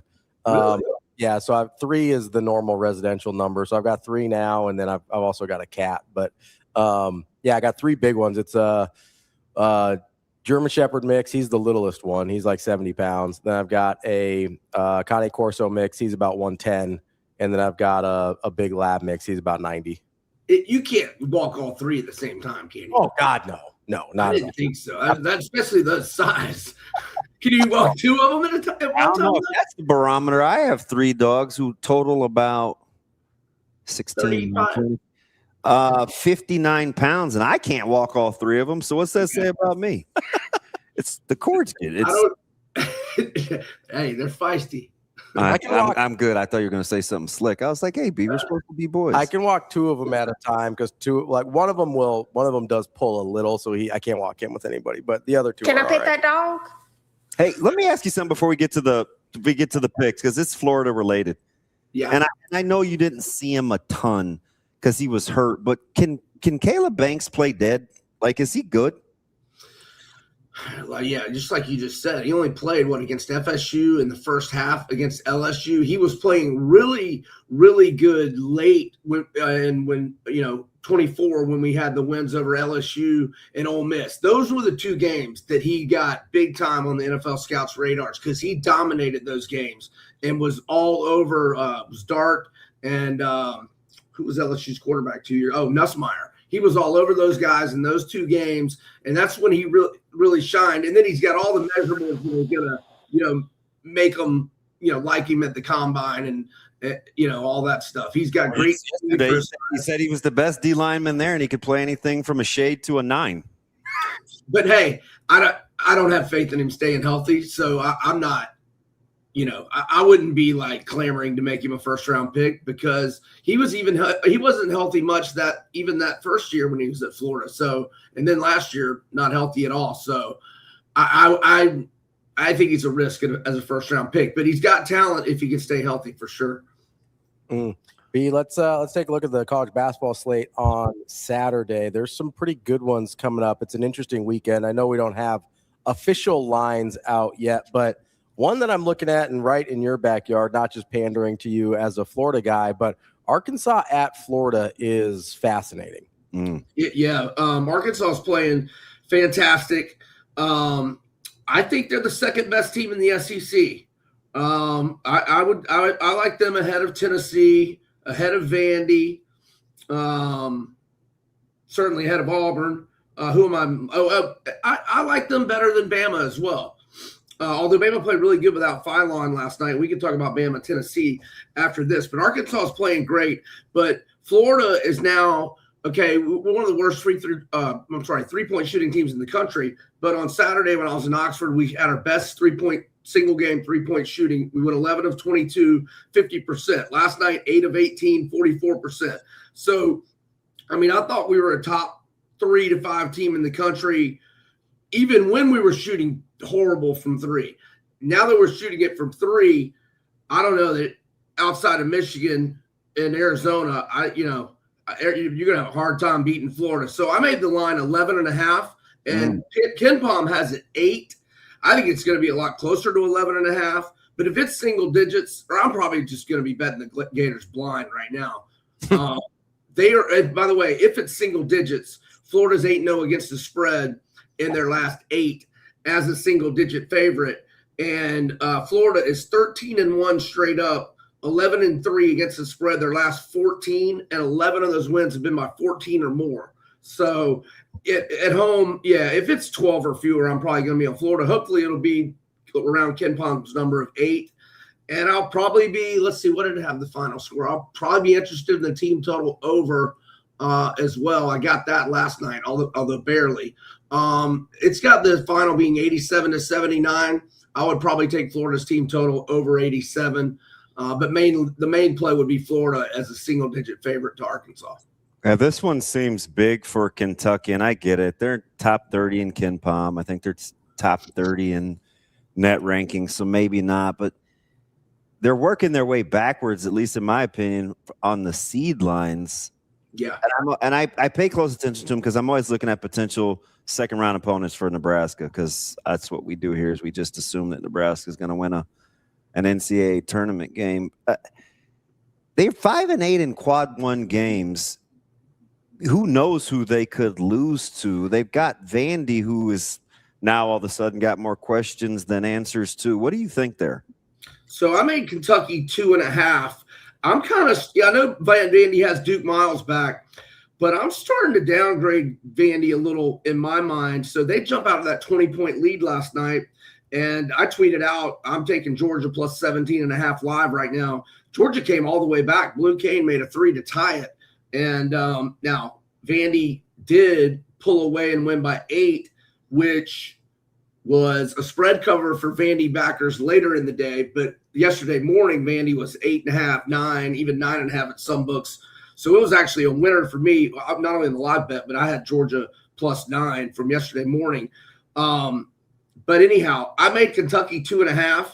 And what are you guys thinking on that number? Because that's not what Ken Palm has. Ken Palm has got Vandy -1. And if I could get Kentucky as a home dog, that would probably be the way I'd go on that one. I hope they don't get in foul trouble. They're short on depth, missing those 3 guys, obviously. But they're still tough to beat them at home. And Vandy had lost 3 of 5 in back-to-back games, but they get the win last night, but still only 3-3 the last 6. If Kentucky's a home dog, I would lean their way. I mean, I'm not implying it would be a play nearly as strong as Florida. Florida will probably be my biggest play of the day. Yeah, I don't. I mean, I'll be honest, that's a stay away for me. I don't really. Yeah, I mean, I get it. I mean, it's a toss-up game. Yeah, I don't really, and I don't feel like I have a good sense of who either team is well enough right now. Yep. To feel good about one way or the other. I do. That Florida Arkansas game is super interesting, but another good one. Moving over to the Big 12, Texas Tech at Iowa State. How are you feeling there? Yeah, it's tough. Yeah. Man, I was so happy for Texas Tech getting that win after losing Toppin on what was that Saturday, and they played well. Mm-hmm. Yeah, but I'm making Iowa State -9, and let's see. I'm going to Ken Palm. Iowa State. Okay, got it at 7. It's got them 77-70. Yeah, as you said. I don't know that I'm feeling Texas Tech though. Obviously, if I've got the number at 9 and at 7, it's Texas Tech or pass. But I don't know that I'm going to be wanting to get involved with that one. 4 guards. They can handle a little bit of St. John's pressure. There's nobody for Zube though. For Nova, I don't think there hasn't been in the conference. St. John's looked atrocious last night. Nova's capable. What'd you make the number? I made it 6.5 St. John's way, but first off, let me say there is one place. Well, there's many places in the world I don't want to be today, but certainly at Rick Pitino's practice is one of them. My goodness gracious, I would not want to be at that practice today. Oh boy! I made St. John's 6.5. Kid Bomb's got it 4. So I would lean Nova and maybe be interested in Nova. I don't know the bounce back though after a couple of brutal Pitino practices. I don't know. Villanova or pass for me there. All right, let's head to the ACC. Louisville at Clemson. That's an interesting one. Another tricky team. Yeah. So Clemson, I know that was their 4th loss in a row to FSU on Saturday. Did they play this week? I'm not sure. So anyway, I made Clemson a 2-point favorite because I don't trust Louisville on the road. I faded them on the road the other night. They're just not very good on the road at all. I think they were 3-4 straight up and 2-5 against the spread going into that the other day. So that makes them 3-5 and 2-6 ATS on the road. So I made Clemson -2, and let's see what we got here. Are you looking at it, Ravi? Yeah, 2. Yeah. Oh, it is. Oh, yeah, sure is. It's Clemson -2. And did they? They haven't played. Okay, they haven't played. So they've had all week to prepare. And Louisville's terrible on the road. I might be looking at I might be looking at Clemson there, a get right game. And hey, they're getting kind of bubbly. They're very bubbly right now. Oh yeah. They need this one. And then they got to go at UNC and then Georgia Tech at home. They need to win 2 out of 3 there to feel pretty good. And then they probably don't want to lose the first game in the ACC tournament. So I think Clemson will step up there. Yeah, I like Clemson in that one. I've asked this will be the 4th week in a row. Randomly, because again, just paying attention to a lot of college hoops. Is Tennessee good? That's a good question. They are not anywhere nearly as formidable defensively as they have been throughout much of Rick Barnes' tenure, but they're still pretty good on defense, and they've got more offense than normal with Gillespie and Ament. If Ament and Gillespie are playing really well, I think they're pretty good. I mean, I think they're, I think they can win around a 32 game and be a Sweet 16 team again. I don't know if they're. I think Sweet 16 might be their ceiling, unless Ament and Gillespie are just, but on a night in the Sweet 16, Ament gives them 30 and Gillespie gives them, 23 and 8 assists, then, maybe. But Sweet 16 might be their ceiling. But I think they've got a decent chance to get there. Last one, go back to the SEC with that Bama and Tennessee one. If those are two teams that we talked about kind of throughout this, and not sure if they're good. I think you said you like Arkansas better than both of those. As you're looking at that one, you're looking at Gillespie and Ament. Like, how do you feel about the Bama side of that, though? So since Florida hammered Bama, they're 7-0, but they've kind of had the light side of the SEC schedule. In fact, the only game again, so number 36 in KenPom A&M was their second toughest game in that stretch. Their toughest was Arkansas. They win the double OT instant classic last week. But the schedule's been pretty easy here. But look, without Phylon, and they win by 25 last night and score 100 points. So I made the Vols -2.5 if Phylon plays, and I made them -5 if Phylon doesn't play. Let's see, we've got Tennessee -3 on KenPom, total of 163. That would be Alabama, one of their lowest totals in a while. I would probably be liking the over on that one, because I always like Bama overs unless they get into the 180s or high 170s, which, yesterday it was 172.5 on the total at open. Then I wake up yesterday, it was 175.5. Then it went up to 177.5, and it hit 175. So the line movement was key on that over-under for Bama last night. But if Tennessee's -3 and Phylon's playing, I think I would probably just be looking to the over. Who has your futures for a national championship besides Florida? Florida, I've got it 20-1 and 16-1. I've got Arkansas at like 38 and 45. I got Arizona at I think it was 10 back in it was probably before mid-this. I think it was when they were like 5 or 6-0 and had beaten us that I grabbed Arizona. I think I did buy a Tennessee at like 30 back in mid-December, and I wish I hadn't. Yeah, I think that the rest of them have aged okay, although I don't know if defensively Arkansas has enough to get over the hump there. But give me to the Elite Eight. I'll find a way to monetize that Arkansas ticket. I definitely think they can get to the Elite Eight. Beat, we appreciate the time as always. We'll talk to you next week. Thanks, y'all. Have a great weekend. That is Brian Edwards from Major Wager. Let's take a quick break here. We will get to Michael Bruntz from Husker 24/7. That's DBM Ravi Lula. It's Hurrdat Sports Live.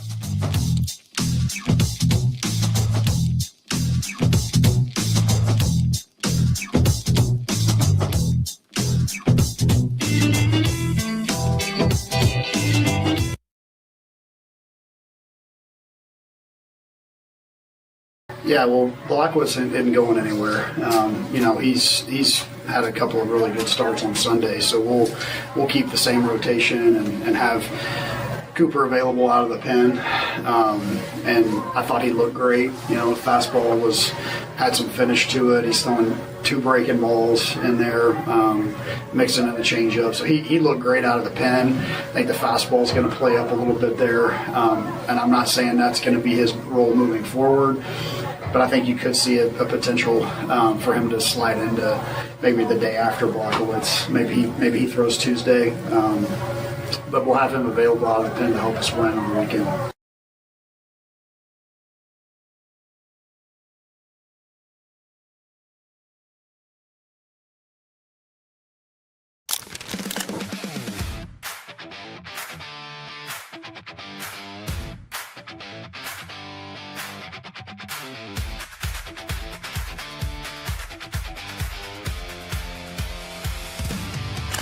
Well, the first part of your question, I was kind of on the tad end of that portal window, so got a chance to meet Jasir while he was here on his visit, and then some things family-wise happened, and I got a chance to do some things over Zoom calls with Owen, but you always watch film prior to see what those guys' strengths and weaknesses are. But looking at those guys, they bring an explosive element to the table. They also bring a leverage element to the table, and not saying that because of their height, but because sometimes a guy may be 6'1", but play like he's 6'5". But those guys in that 6'1" to 6'2" range, but play with great leverage and good knee bend. So those aspects of explosiveness, the power, and then strong hands as well that they bring to the table, and then the mentality, because it's something where you just can't shy away from contact in that position, but that's definitely something they've been doing on film in a short period of time.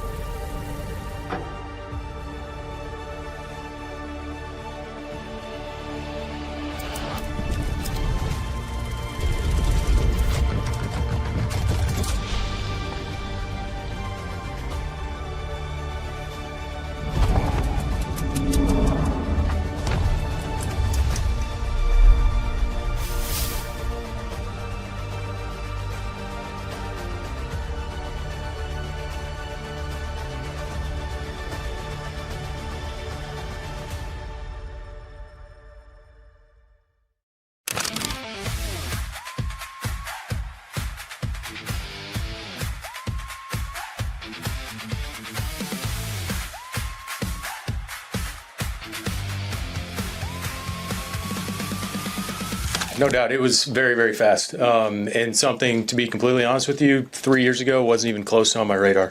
And I think what allows me to be comfortable in this situation is the experiences that I've had. Number one, throughout the NFL, the different coordinators that I've been a part of with Darren Rizzi, Bones, Jeremy Springer, who's with the Patriots now. You've got Phil Galliano down in New Orleans, and all those guys that I've made relationships with, still have relationships with, and can be sounding boards for me as I kind of go through the processes and the ebbs and flows of what practice schedule looks like, how to run a meeting, how to decide what information is important, what information is not important, how do you try to build a special teams culture, which isn't as challenging here because of how Coach Rule has everything set up. And, you know, our base fundamentals here are practicing really hard, giving great effort, having grit. That's a big thing that we're talking about this year. And all of those things encapsulate what we want to do and what we need to do on special teams. So having that comfortability level with those people and walking into this building and having that kind of base already set allows us.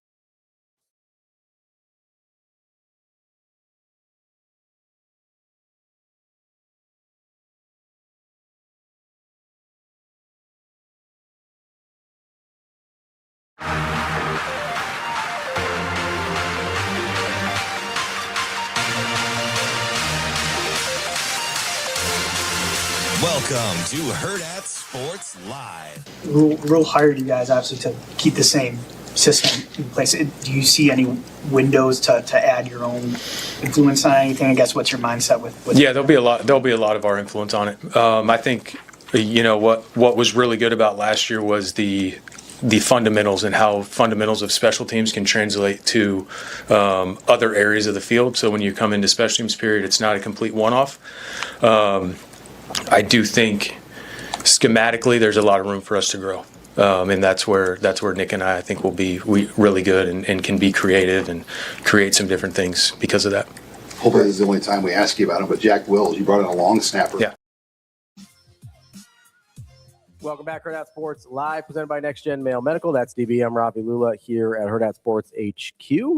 We are joined now by Michael Bruntz of Husker 24/7. Bruntz, what's going on, buddy? Not much. What's up?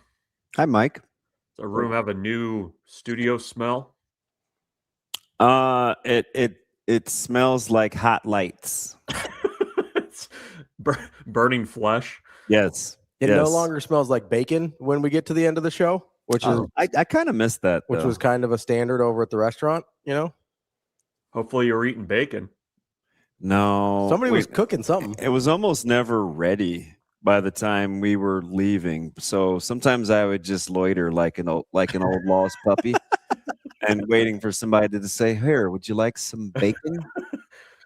Thought you never asked. It never panned out that way, Bruntz, because as you know, I am extremely silly. Yes. I don't know why anybody just don't I look like a guy that would like bacon? I mean, I know you like bacon, so it's hard for me to differentiate. Yeah. I don't know what somebody that likes bacon looks like. I know what a guy looks like that doesn't like bacon. Especially if you were, you stare at somebody long enough, you should get some bacon, I guess, right? Yeah, right. It's like tear him down. It's the equivalent to, hey, are you gonna eat that? It's like my dog when I'm eating anything. There's like, you gonna finish that? I was so glad I wasn't in Lincoln yesterday, Bruntz, because occasionally I'll ask people for stuff that I like that they're wearing. I would have asked Coach Maher for that 100%. I thought the exact same thing. That little zip up he had was pretty saucy. Would you find that weird? Is that a special teams only? I noticed it. I always noticed the new gear. Keep an eye out. And Coach Rule's got a guy that does some custom stuff for him too. So I don't know if that was part of the deal, but I'm like, that's got DB written all over it. He was wearing an Adidas boxing T-shirt. I saw the last time, wasn't it? Yep. Yeah. He's just, I don't know, man. He's got a guy. It must be rough being the head coach, except when people want you to do better than back-to-back bowl seasons and win 8 games. You know what I mean? Yes, I do. Bruntz, I thought before we get to football and basketball, would you like to let Bruntz I know was that going to tell him. Oh, go ahead. Yeah, because he's wearing the A's hat. Yeah. We had a conversation about you yesterday, Bruntz. I was Yeah, he was talking about how he low-key kind of roots for the A's, and not just because he likes you, but he likes the lineup, so he kind of wants to be right about that. I was trying to talk you into positivity last year early in preseason, but it's even better this year. Like 1 through 9, that's a top 10 lineup in baseball. Yeah, it worries me. The pitching in a AAA park worries me. That was kind of what got him last year. Severino looked like he had never pitched before when he was pitching at home. So that's a concern. But no, they can hit. We can talk about Moneyball if we want, but there's very much like a cycle to the A's stuff. I don't want to get into it too much here, but you basically have like every five or 6 years, you get like a fun lineup. Mm-hmm. That's what it's the cycle of things. Then everybody goes to the Braves and Yankees and wherever else. Is this like pre-Mike Sweeney and Giambi? And this is like good Matt Chapman, Olson. Good pull. Trying to think who else would have been on those teams. It's not a bad pull. Laurie when he could hit a little bit. Jed Lowry, excuse me. Robbie, yeah. Red Sox. Yeah, that's the only reason I know Jed. Yeah. Brief Astro. Yes. Well, I hope you have an enjoyable season. I know how much more fun it is to root for your team when they give anything worth getting excited about. So I'm hoping for good things for you, Bruntz. Considering tickets will be about $12, not including travel, but as we've noted, you're the greatest road travel partner ever. Are you going to try to see like the 21st season of Verlander, the 19th of Scherzer? Like, I mean, there's going to be some nostalgia going on in the AL with these guys' victory laps. Yeah, I hadn't even thought of it. The only trip I've got on the docket, I might go up to Minnesota and watch Minnesota and the A's play baseball, which I'm assuming I'll probably be able to get him for about $5. Would you take BC with you? I'll offer. He and I have done that trip before. We did like a night game followed by a day game and then head home. That's not a bad trip. Gosh, I wish I had a friend. I would do that. You have lots of friends, DB. You want to come along? Not to that particular series, but no, I don't. I'd like a friend. I tried traveling with Ravi once, and that was a grade A miserable experience. You were fine. I'd go down to Kansas City with you. Go watch the Dodgers. Well, they probably won't play again. But are you gonna drive like a grandpa? You can drive if you want. You got it. You get to St. Louis, and well, from you guys, it's a little bit farther for you guys, but 6.5. Yeah, my sister's in St. Louis too, so I would do that. You can get There there. you go. I think. Dodgers and Cardinals make it happen. God, they got to hit. St. Louis has got to hit reset. It's an interesting year for St. Louis. That franchise is used to being at least fairly competitive. This is there's a lot of people down there keep an angry book. Like that's what they do down there. Everybody's got their scorecards out. Best fans in baseball. Freaking pencil leads. I don't even really recognize this franchise right now. Yeah, I mean, to be honest, I can't imagine they'll stand for that very long. No, not in that place. You don't even recognize what they're doing. I mean, I don't even recognize Nolan what we're Gorman. Here we come. Oh, like what are they gonna do? I don't know. All right, Bruntz, I suppose we should get down to Nebraska. Strictly business. You want to start with football or basketball? The choice is yours, my friend. To be fair, I have yet to watch the full game last night, but let's go with football for that.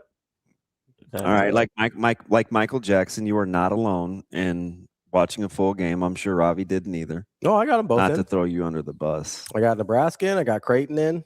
Got little bits and pieces of Arkansas in. Just trying to get in a pot shot. Yeah, I know. It's because you're mean to me. Let's go. So one thing that Coach Maher said yesterday, I thought this was interesting. He was talking about strategy-wise kind of scheme things that they could build on. That, like it was the clip that we just played. If you want to hear it in its entirety, I know Shane sometimes struggles a little bit to get that clip. Do you have it ready to go, Shane? I heard it. I was there. I wrote it. Okay. Yeah. I know what you're talking about. So did that catch you off guard?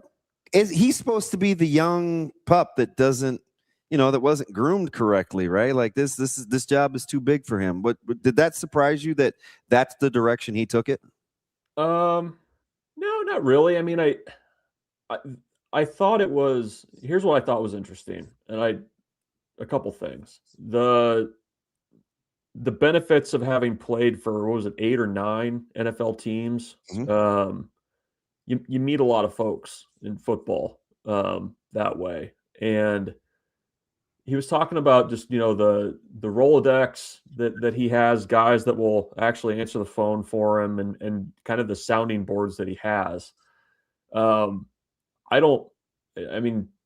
covered Brett for a long time, I mean, he's a pretty even keel guy. I think he's a pretty astute guy. I think he knows what he doesn't know, and I think he's willing to go find out.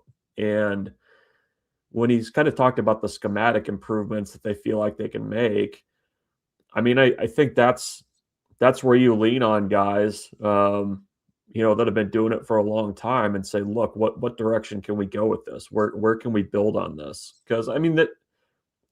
It's okay to say that Nebraska did a lot of good things in special teams last year. Like there was a lot of improvement there. There's also, things that I think they can do to not only put their own spin on it, but also to maybe make it a more consistent group. They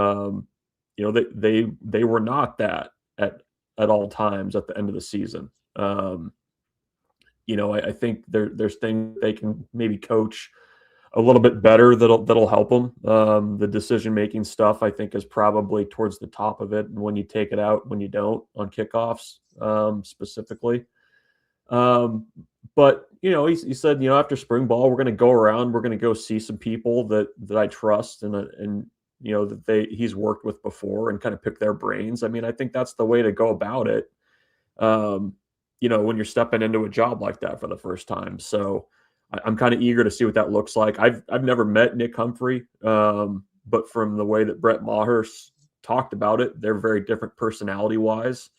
I'm guessing he probably is a little bit more outgoing or verbose than what Brett Maher is, just based on what he said yesterday. But I don't know. I mean, I think, I know there's a lot of hand wringing about the change there, but I think Brett Maher is a guy that's going to, not approach this thing with any ego and really go in there and learn and put together a really good, a good approach that I think builds on the good things that Nebraska did last year. Cause I think that's just a smart way to go about it.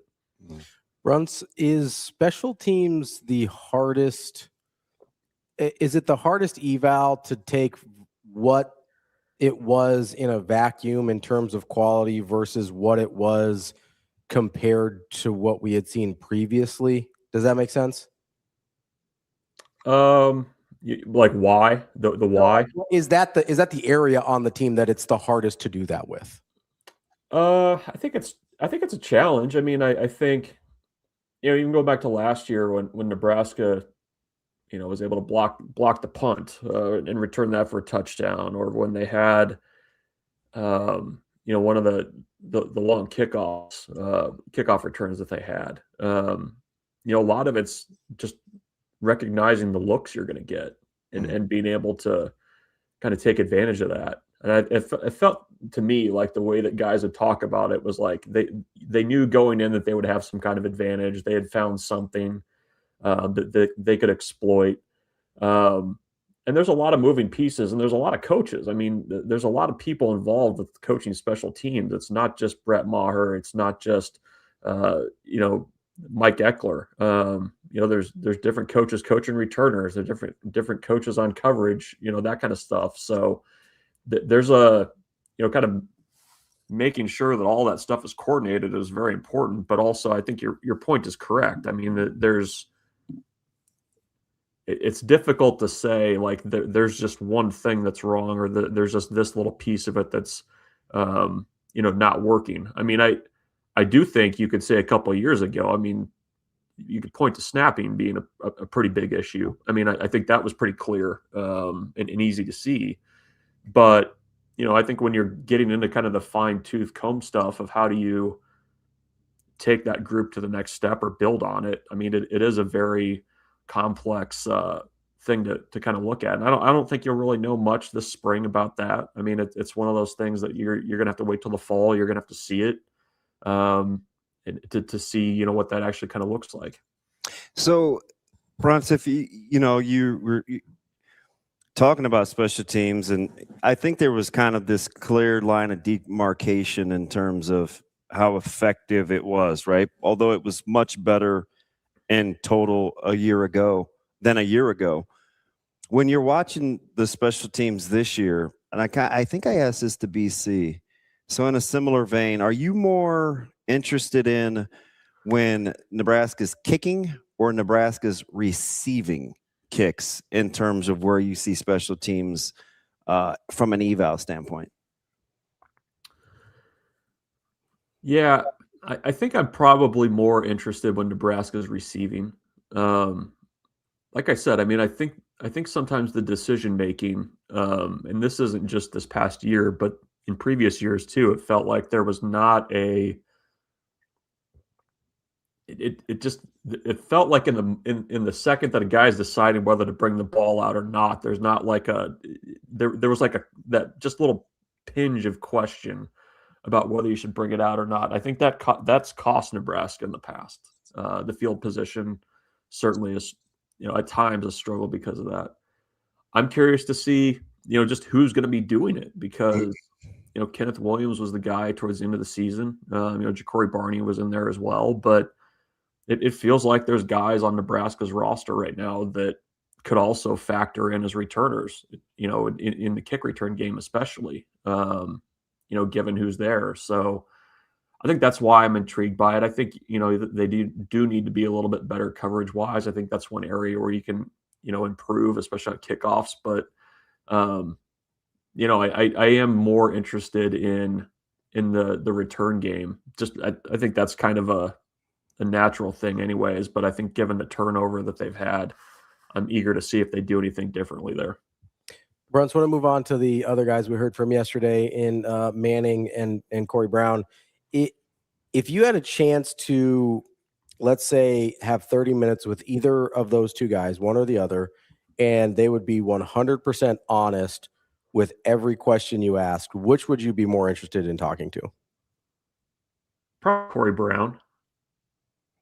He's pretty specific. Yeah.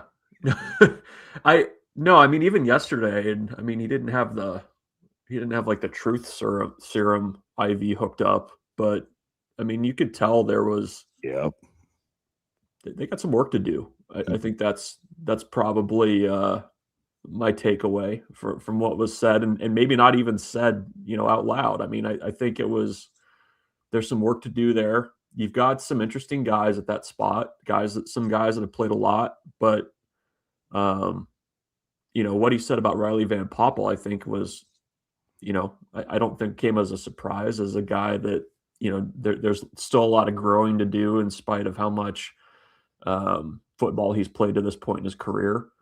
So yeah, I mean, I think I'd go there, and they're going to be asked to play differently than they have in the past, and I think that group in particular this spring is going to be really important for getting guys ready to go and getting guys to be able to play at a level that it sounds like that Rob Orich is going to demand from those defensive tackles. Listen, I've said this is probably 3 weeks ago, maybe, and this wasn't a shot necessarily at Braden, but I said, the D line will be better this year than last year, just for two simple reasons. Number one, they're a year older, but number two, just the fundamental teaching, right? A guy coming from the NFL with a lot more ready-made finished products is not always going to make an easy transition to the collegiate game when those guys are young and need to mature, right? Controlling the room, teaching the fundamentals, things like that. You get the sense you don't have to worry about that with Coach Brown at all. And I agree with you kind of how he said it without saying it. Getting back to the fundamentals of violent hands and just knockback and pad level, like just old school D-line terms that he just speaks so candidly about. I think they can't help but to be better than a year ago just by default. Yeah, well, and I think it was Van Poppel who said, the guy played defensive tackle. He played it in the Big Ten. Like that immediately as a player gets your attention, like, and commands a level of respect as well. Like, and I think given his, where he's coached as well, I mean, I think you kind of have to have more of an eye to development. And, you're going to have to bring guys along and coach them hard at a place like South Dakota. Like you're playing a little bit of a different approach. That was what he said. I mean, that there's more in the defense now than there used to be. But I mean, I think when you are coaching at places like at the FCS level, when you're coaching in the MAC, you do have to stress the fundamental stuff a lot more. Like you have probably more work to do to shrink the learning curve for guys, especially when they're younger in their careers. So I do think there's a benefit to that for sure. And I think, it's not like last year was a lost year, but I get the sense that the expectation is that this is going to be a bit of a crash course this spring for how to play the defensive tackle spot for those guys. I'm just telling you, great entities, great teams, great organizations. They excel in the mundane. So, I mean, that's often the difference between good and great, is when things seem routine and those types of people aren't above doing those things anymore. Mm-hmm. Right. Some people get to a certain point and they're like, oh God, do we still have to do this? And it's like the greats know that it's just part of what they do. I think that part's going to be fascinating.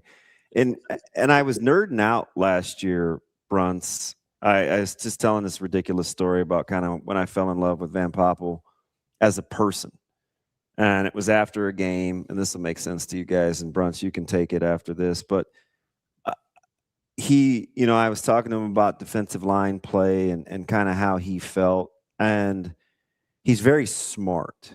And he said, it was USC, and he was talking about the run game, and he said, he said the double teams or the pressure in playing when I'm in a 2 versus when I'm in a 3 tech or playing the 1, he said, sometimes I just want to come to the sidelines and say, hey, listen, can I get in a shade, or can I get in a 1, or, can I get in a 3, which let me know I was just captivated by he could understand the difference playing head up versus in a gap, but he wasn't comfortable playing in both worlds.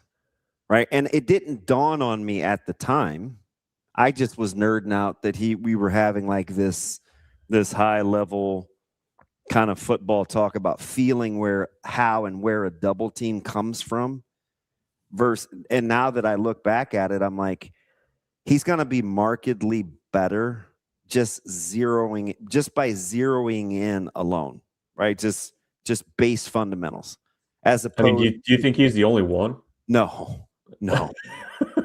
I mean, I'm not. It sounds flippant. It's not flippant. Like I get the sense that last season there was a lot of guys that, and I told guys that were not comfortable with what they've been asked to do, knowing what it was going to turn into. Yeah, I just came back that Monday and I was like, oh my gosh, like I had this conversation. I didn't know it was going to be this thing. Yeah. No, I'll be interested to see. I mean, I'll be interested to see with the schematic change and just different approach, how there's guys that have been around for multiple years. Not if the light goes on, but if all of a sudden you start seeing a little bit more, just guys seem comfortable with what they're being asked to do. Like, I don't know. I'm eager to see if that'll be the case.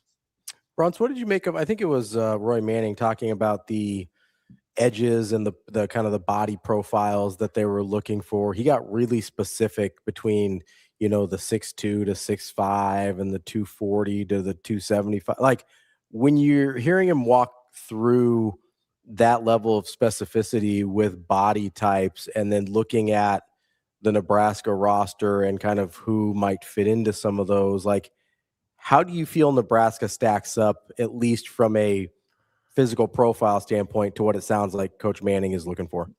Yeah, no, I mean, I think, well, and he also said too, you even if you got a guy that's 6'5", a long levered guy at 6'5" may not know how to play with it. Like, doesn't understand leverage, doesn't understand like the technique part of it. And I think that was kind of what I took away from the defensive guys yesterday was, there's a very clear picture of what they want to teach and kind of what they want, how they want things to be learned.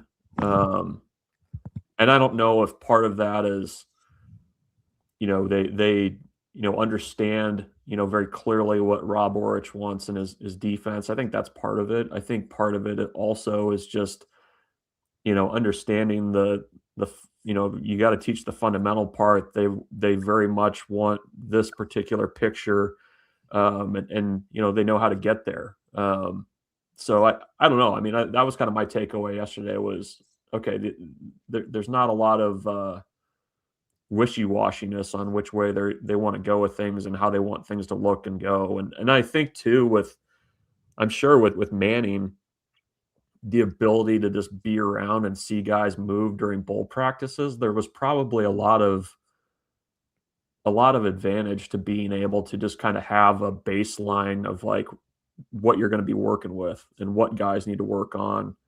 And I think that's maybe not talked about enough, but it felt like there was a lot of learning going on with those guys that were able to get there early on and kind of see guys run through practices. Yeah, just developing a Superman crush. He was talking about, Coach Orich was talking about Coach Manning's ability to teach and own in on guys at the top of their pass rush, which is extremely specific, Bruntz. We're talking about being in phase after you've gotten vertical, quarterback's kind of in your sight line. Like, we just assume, like, oh, you just get there, right? But to hear guys talk about, hey, when you're in phase and you're at the top of this rush, like what's my next move, and envision having success by getting this guy to the ground. I told Ravi, I said, that's a sneaky little point that Coach Orich talked about last week that a lot of people just assume happens, or even in your drill work, you don't really own in on it. You just say, hey, this is the stun, or, these are our hands or whatever. But it's like when you get specific about being in phase at the top of a move, like, I don't know, man. It oozed attention to detail, because so often last year we saw guys around the quarterback and getting close to the quarterback without the ability to necessarily get home. I thought that was fascinating, because it could easily just go over our heads, right? Or you could miss what he's actually saying. But to be specific about that is clearly something that is a skill. Yeah. I was thinking about this too, and kind of along those lines. I mean, when you're talking, you're like fine pointing that stuff. Like, doesn't it make sense now that Nebraska just wanted to get to the football fast? Like, like you do the 6 weeks of training and then just get right into what feels like on defense a lot of learning, a lot of teaching, a lot of heavy lifting type stuff. I'm sure there's the install piece of it as well, but that kind of clicked for me yesterday too. Was like, okay, there's a lot of stuff that needs to be figured out here and coached and taught. And I mean, I think it was smart to just kind of get right into it. I'm sure players appreciated it too, rather than having to do the extra long mat drills and everything. So we'll see what comes of that. Bruntz, as I know you said you hadn't watched the basketball game yet, which is totally fine. But as Nebraska gets into this final stretch of the West Coast trip and then Iowa as they come home, I think there's still an outside shot at a 2 seed if they do well in the Big Ten tournament. How do you feel now about the team, where they're at, how they're playing versus, let's say, a couple weeks ago when they lost 3 out of 4, although all to very good teams? Do you feel better or worse, about the same where they are and how they're playing? Yeah, I think there's probably a little bit more nervousness, I guess. And I guess I'm comparing it more to like January, when it felt like things were really easy. Like the offense was flowing, everything looked great. And then, even there's been at times against teams that are not Michigan, Purdue, or Illinois, where the offense has just kind of sputtered or just hasn't looked as crisp for whatever reason. So I guess there's a little bit of concern there. But I think the thing that you kind of have to, as great as things were in January, I think you also kind of have to remember that there's really no, you kind of have to put the style points out of your mind a little bit and just accept the win, however it's going to come. And I think that was kind of the lesson last night. Was you really didn't look great right from the get-go. Maryland was kind of getting what they were going to get in this to like the first half of the second half. But I think the credit to this team is that the thing they've done all season is, even when it hasn't looked good, they've figured out a way to kind of pull out of the tailspin, whether that's a big play, whether it's somebody just making a shot or whatever. They just kind of have that final kick that's really, pretty valuable and will be down the stretch here. So I don't know that I feel a ton better. I mean, maybe it's just, basketball in late February, early March, where things just kind of tighten up naturally, this time of year. But I do think that they kind of have some of those intangible things that you like to see, and kind of a focus even when things aren't going well, that probably pays off a little bit when you're, late in the season and talking about seeding and Big Ten standings and all that other stuff. Hey, I want to close out here, Bruntz, with baseball, and kind of building on Gavin's performance. They swung the bats well again, at least late against Florida State. Do you feel like you know enough yet on how they want to play offensively to complement this staff? Yeah, I do. I mean, it's It's interesting because some of the pieces that come in and out of the lineup,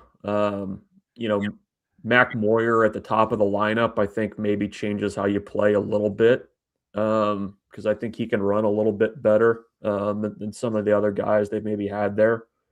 I do think this is an offense that can chase a big inning, and I think that Will Bolt is willing to let them chase it. Like I think that's the thing that's maybe a little bit different is, they've got the run game there. If they want it, they can try to sacrifice. They've done it a little bit, not as much as maybe what they've done historically. But I mean, I think with the way that Carey, Overbeek, probably Kitchens, I would put in that group too. Certainly Sanderson. They've got guys that can hit for extra bases, and I think they're willing to let those guys swing it versus having to force action on the base paths or give up outs with sacrifices and things like that. So I think coming back from Texas, the feeling over there, and I think it's true, was that they probably should have been 2-1 after that weekend. Like they probably should have beaten Louisville on Friday. They were mostly in control of the games on Friday and Saturday.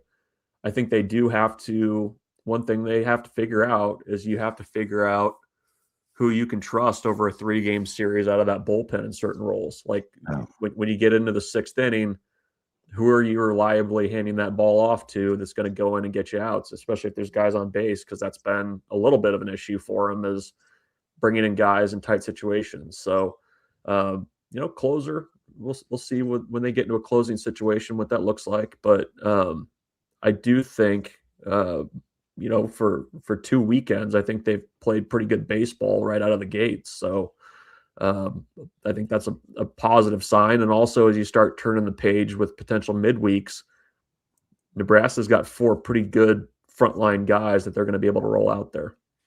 Bruntz, can they go 2-1 at Auburn this week? They can. I think they can. Will they? I don't know. Auburn's an interesting team. I mean, it is a good team. They got it, they looked great in Texas. They got absolutely waxed by Cincinnati in a midweek. They had to walk off West Georgia last night. But they've got really good frontline pitching. They've got 4 or 5 guys that were hitting over 400 going into the week that are regulars in their lineup. And, that's I think a ballpark that the ball tends to get out of there in a hurry too. So Nebraska's offense especially is going to have to be ready to stand in the ring and trade some punches, I think. Hey, so Bruntz, are you kind of paying attention to the rest of the conference yet, or when do you start to dial in on what everybody else is doing? I've been glancing around a little bit.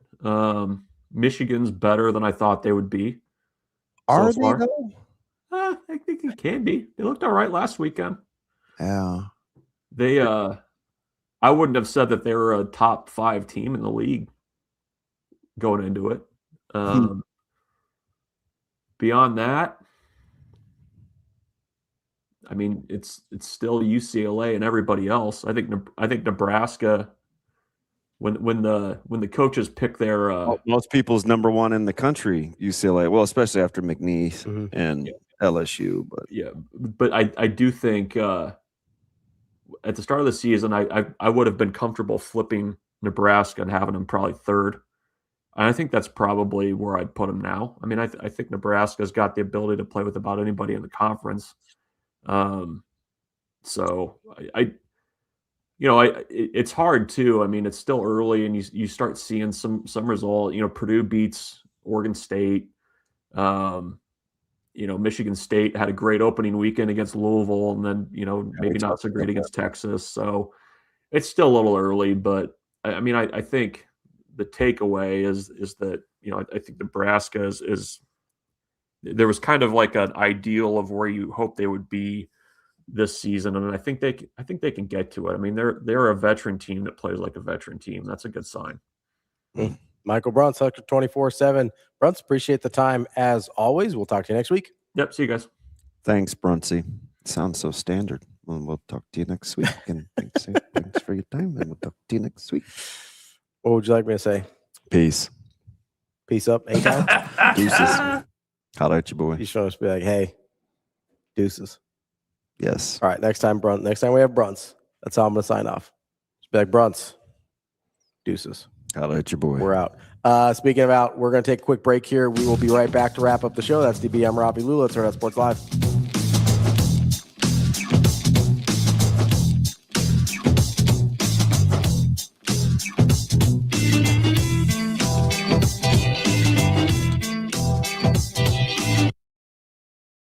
Yeah, I think just alignment and approach, alignment and how he sees the game of football,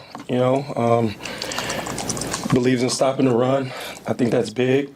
If you look over the course of my career, I've worked for a number of different coaches and different philosophies, and you take different things from everyone. But getting around Rob, just a week or two when we met, it was pretty clear that he placed a huge priority on stopping the run, and I believe in that personally. And then just watching how he navigates the role of coordinator, because you're coordinating men who all have experience, and you're coordinating players, and just his approach and how he weaves through that kind of seamlessly and effectively. And I'm a big Rob Orge fan. I think that's no secret, and so just looking to continue to improve and do the same things here or better.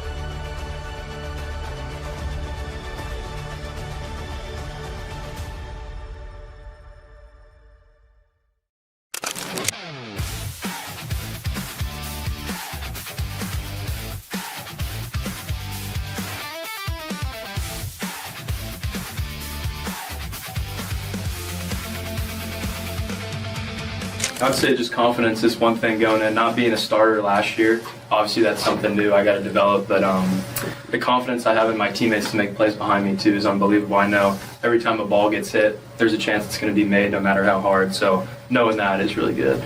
I added a little bit of weight, but no, definitely pitches. Last year I was heavy on the fastballs with a curveball too. Developed a changeup, a cutter, kind of like a hybrid curveball slider I throw too, and just any count, as long as I can land it. Just got those 4 pitches that can throw at any time.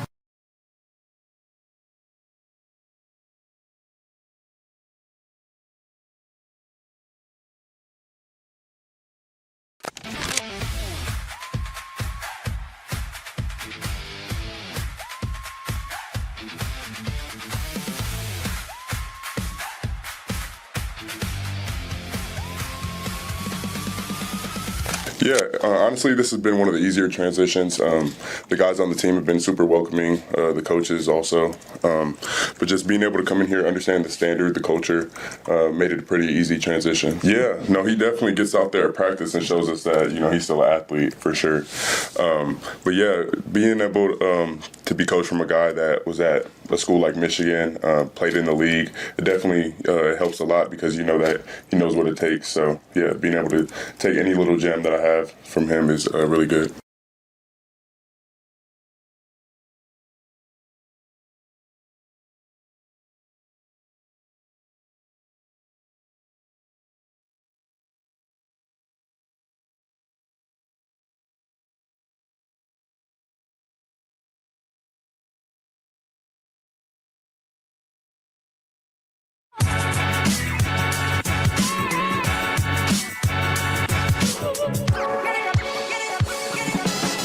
You're listening to Hurrdat Sports Live. Yeah, I think they'd have the length because when I watch high school tape, most of the tall, long guys really don't know how to use any of their length whatsoever.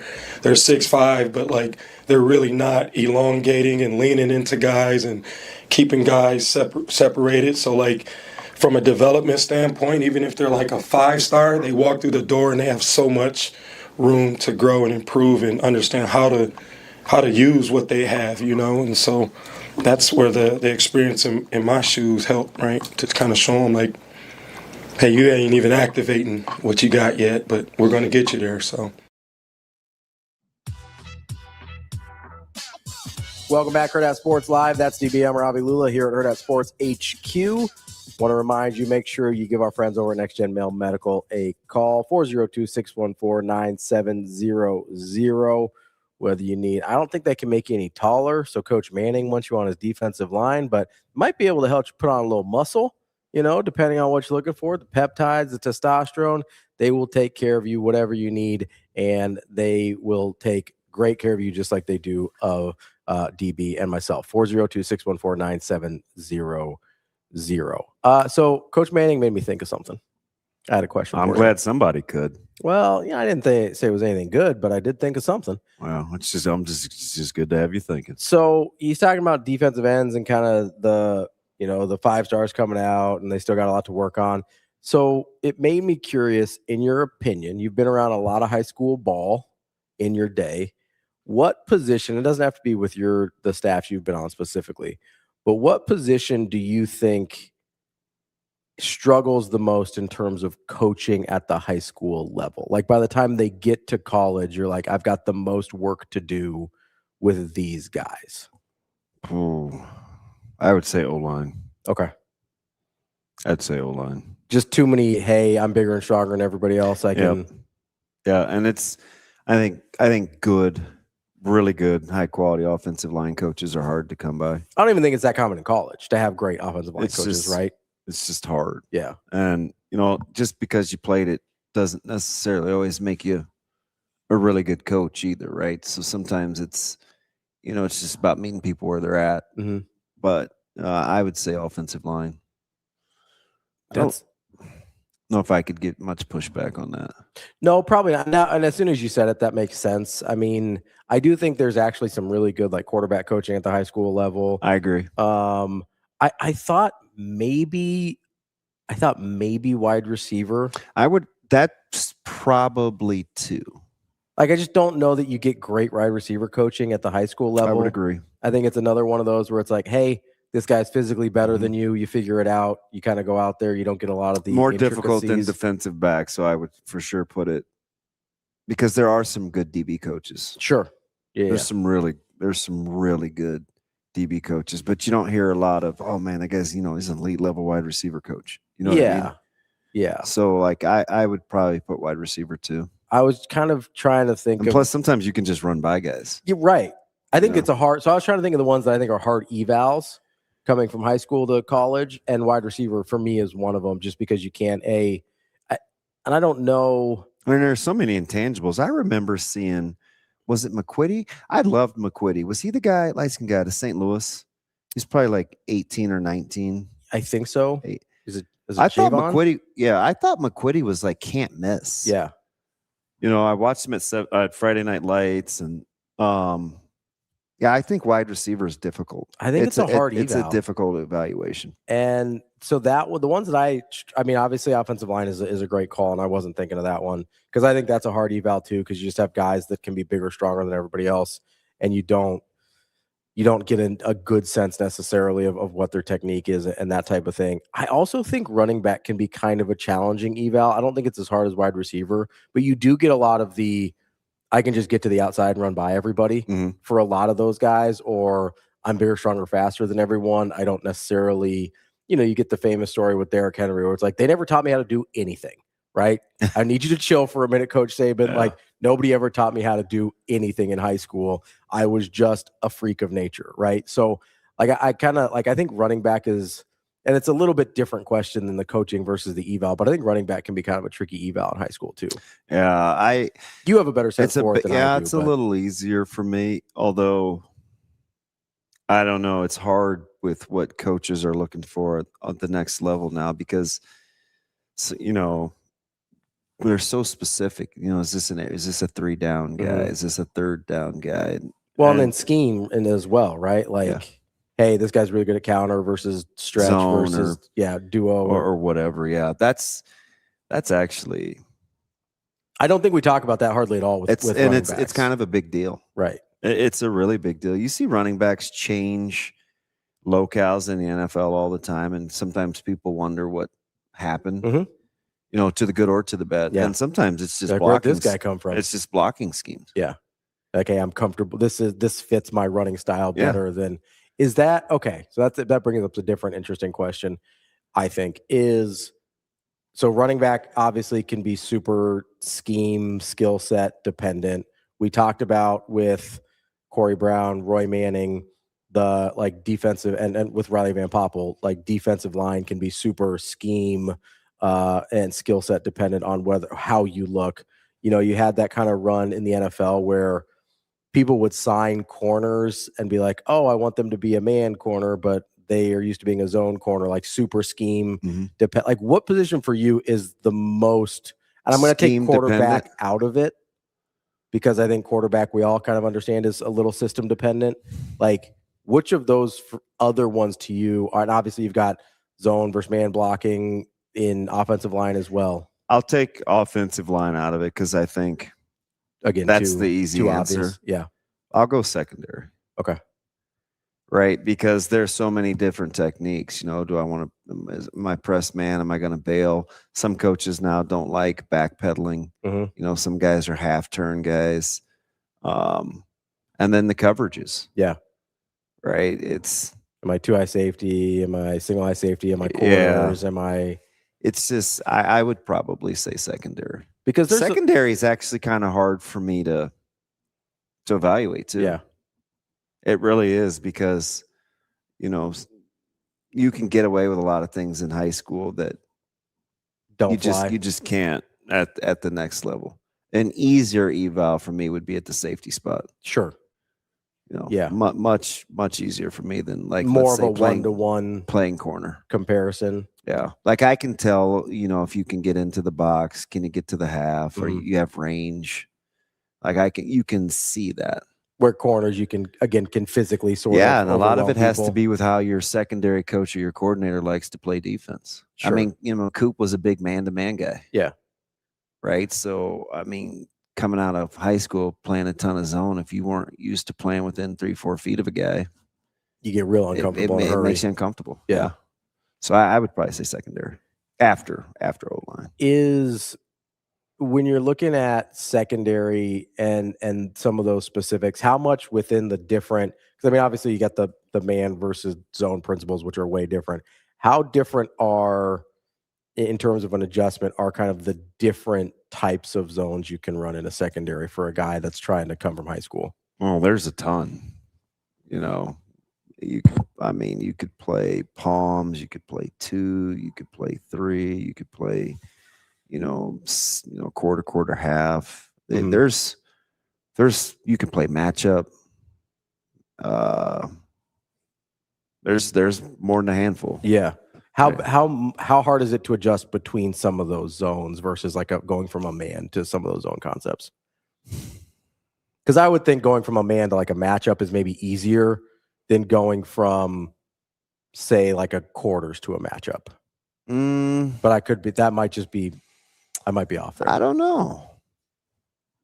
That's kind of fascinating. Would I rather go from man to zone if I had to learn the one, or zone to man? I probably rather go man to zone because it's man to man's tough when you get better receivers, but concept wise, not so much. Pretty simple. Yeah. I don't know. But the more we have this conversation, I do think secondary is kind of hard to read. Yeah.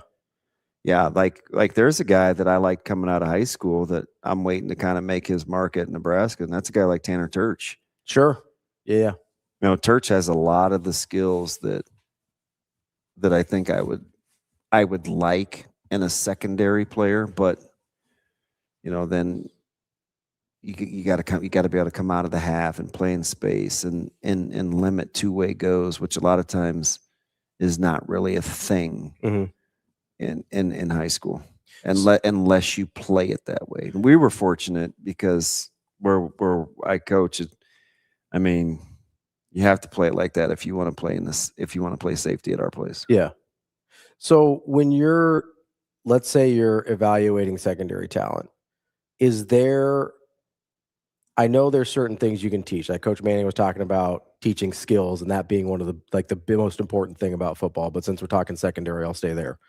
Is there a skill you'd be looking for where it's like, hey, that's actually something I kind of need a guy to be able to do naturally? I know eyes are a big thing. You know, at least it seems like teaching guys how to have better eyes and better early recognition is really, really challenging. It sort of seems like you either have it or you don't.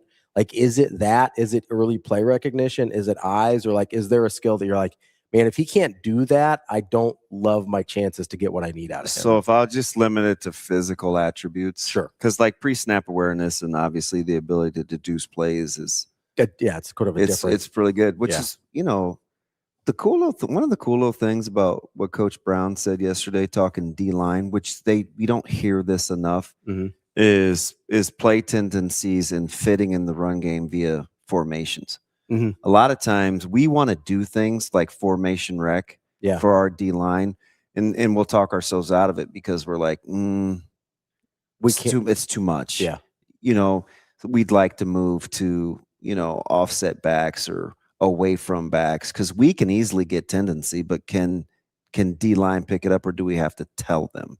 Gotcha. You know, I like to hear Coach Brown say stuff like that because if you can play that way via formations, like where are my run threats? Yeah. It's just a game changer. Just because it simplifies things so much? Oh, 100%. See, that's the thing. You know, I listen to Luke Kuechly. He'll tell you in this formation, there's only this and this that they can do to me. Yeah. So based on what our defense is, this is what I'm doing.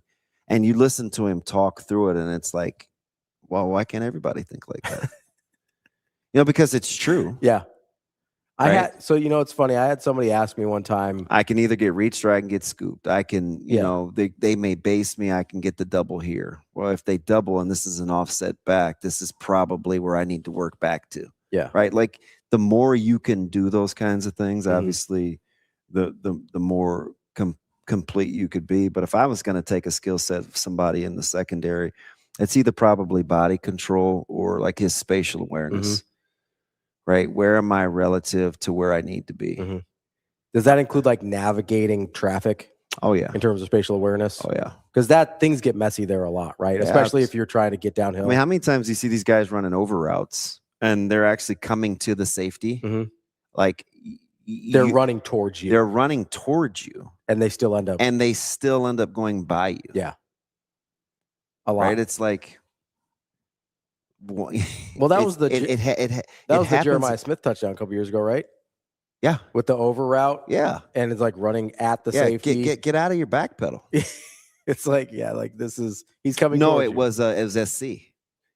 It was SC. Oh, okay. Yeah, and he's running the over route. Yeah, and he's coming to you. Yeah, like you're threatening. He's threatening my space. Right. Get out of your back pedal. Yeah, it happens a ton. You know, it should have May should have made Seattle pay on an overrun. There's a couple of them. Right, where, you know, safeties are holding the hash and here comes the overrun and it was just a bad ball. Yeah. Right, but like you see it all the time, even at the highest levels. That's interesting. I think there's a sense, especially in the secondary, and we can end on this, but I think there's a sense a lot of times where you get this sense that, hey, that's true, JP. Some guys tackling does come a lot more natural for some. For sure. Yeah. No, I think that makes sense. Just natural tacklers. I think we get this sense as a fan base a lot of times of, hey, if a guy is a good enough athlete, this is the Jeremiah Charles question, right? Is we think like, oh, he's got all these times and whatever, you can just mold him. I think it's for some reason, I think we do it a lot with the secondary. If they meet physical traits of X, Y, Z, they're like, oh, we'll be fine. They'll figure it out eventually. And like, I just think there's way more gap between, hey, this guy is 6'2" and 198 pounds and, or whatever you want him at. Yeah. There's a big difference between archetypes of like Rondé Barber and let's say Antonio Cromartie. Yeah. Like Right. those are very different body types. Yeah. Or Sauce Gardner and Aaron Glenn. Yeah. But I don't know that, like, I think we see a guy and we see a profile and we see physical traits and we're like, oh, he'll figure it out. And like, I just think the gap between A lot of it is the techniques that we're talking about, you know, like, you know, whether you're going to catch, you're going to bail, you're going to be a half turn guy. Like, yeah, just depends on how you like to play it. And then you can get into the player specific and what his attributes are. Yeah. Like you can look at a guy and say, hey, listen, the closer he is to the wide receiver, the better off he's going to be. Mm-hmm. Right. Some guys just like to play with their hands and they'll press and touch any chance they get. Some guys, they rather bail and be off ball guys. So it's important though that the secondary coach like plays to those kinds of strengths if you're not going to teach it. Yeah. And I think it goes to kind of to your point, knowing what the end result is supposed to look like goes a long way in A, who you're trying to bring in, and B, who you try and get on the field. Yeah. As opposed to just being like, oh, I think this guy's good. Let's try and get him out here. Let's try and teach. Like, knowing what the end result's supposed to look like is really important. Yeah. I think It speeds up development. That's for doggone sure. I think that's for sure as well. That's DB. I'm Ravi Lula. Don't forget, you've got plenty of games to watch over the weekend. Make sure you get out to Hurrdat Sports Bar and Grill to do that. I'd start with eating. Well, they got the good The food. food is good. They got the good food. They got the good TV setup. You got wings. I know you're a big wings guy. You like their wings. Oh yeah. Pay the dollar upcharge. Get them breaded. Get them breaded. There you go. That's your advice for the day from DB. Pay the dollar upcharge. Get them breaded at Hurrdat Sports Bar and Grill. We'll be back tomorrow to wrap up the week here on Hurrdat Sports Live.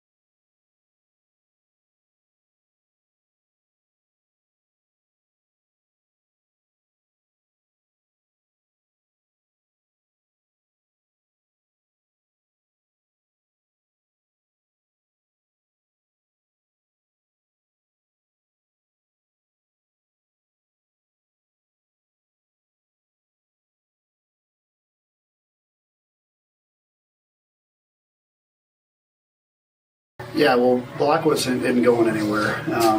He's had a couple of really good starts on Sunday, so we'll keep the same rotation and have Cooper available out of the pen. And I thought he looked great. Fastball had some finish to it. He's throwing 2 breaking balls in there, mixing in the changeup. So he looked great out of the pen. I think the fastball is going to play up a little bit there. And I'm not saying that's going to be his role moving forward, but I think you could see a potential for him to slide into maybe the day after Blackwoods. Maybe he throws Tuesday. But we'll have him available out of the pen to help us win on the weekend.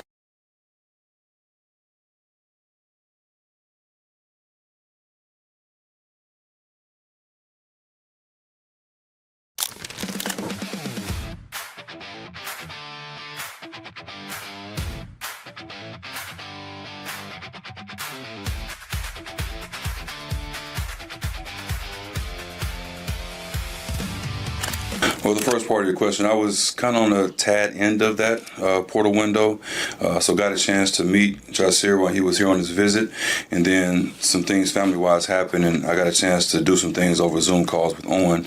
But You always watch film prior to see what those guys' strengths and weaknesses are. But looking at those guys, they bring an explosive element to the table. They also bring a leverage element to the table.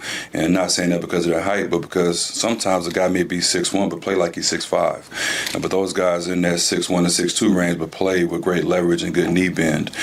So those aspects of explosiveness, the power, and then strong hands as well that they bring to the table. And then the mentality, because it's something where you just can't shy away from contact in that position. But that's definitely something they've been doing on film in a short period of time.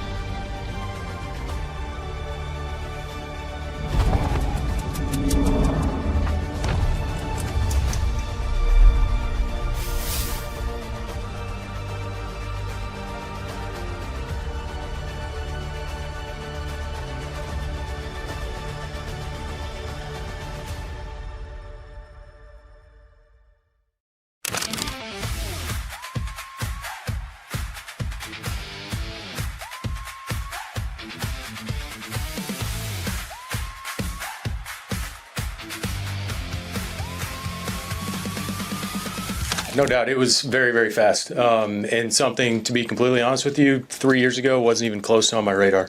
And I think what allows me to be comfortable in this situation is the experiences that I've had.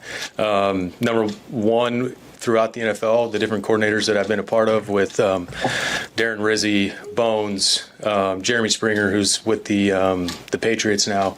You've got Phil Galliano down in New Orleans, and all those guys that I've made relationships with, still have relationships with, and can be sounding boards for me as I kind of go through the processes and the ebbs and flows of what practice schedule looks like, how to run a meeting, how to decide what information is important, what information is not important, how do you try to build a special teams culture, which isn't as challenging here because of how Coach Rule has everything set up. And, you know, our base fundamentals here are practicing really hard, giving great effort, having grit. That's a big thing that we're talking about this year.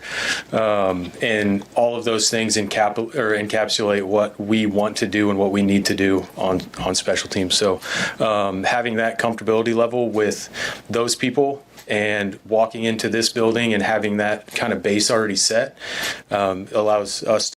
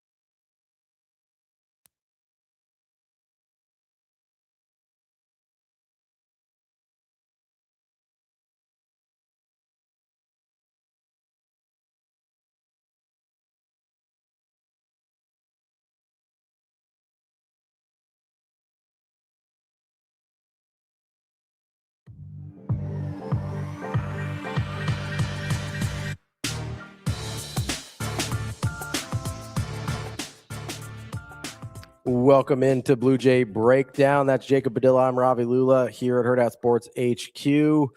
Get a little into the Creighton basketball teams here. I say that hesitantly a little bit, but JP, how we doing? Doing all right. Just kind of plugging along. We don't have a whole lot to talk about. Not a lot happened since the last time we talked, and what did happen wasn't great, unfortunately. Yep. Yeah. Where would you like to start?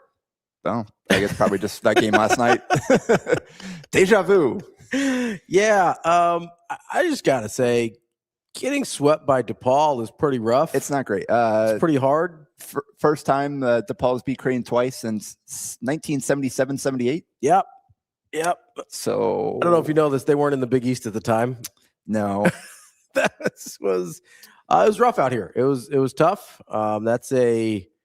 Greg McDermott is now 26-3 against DePaul.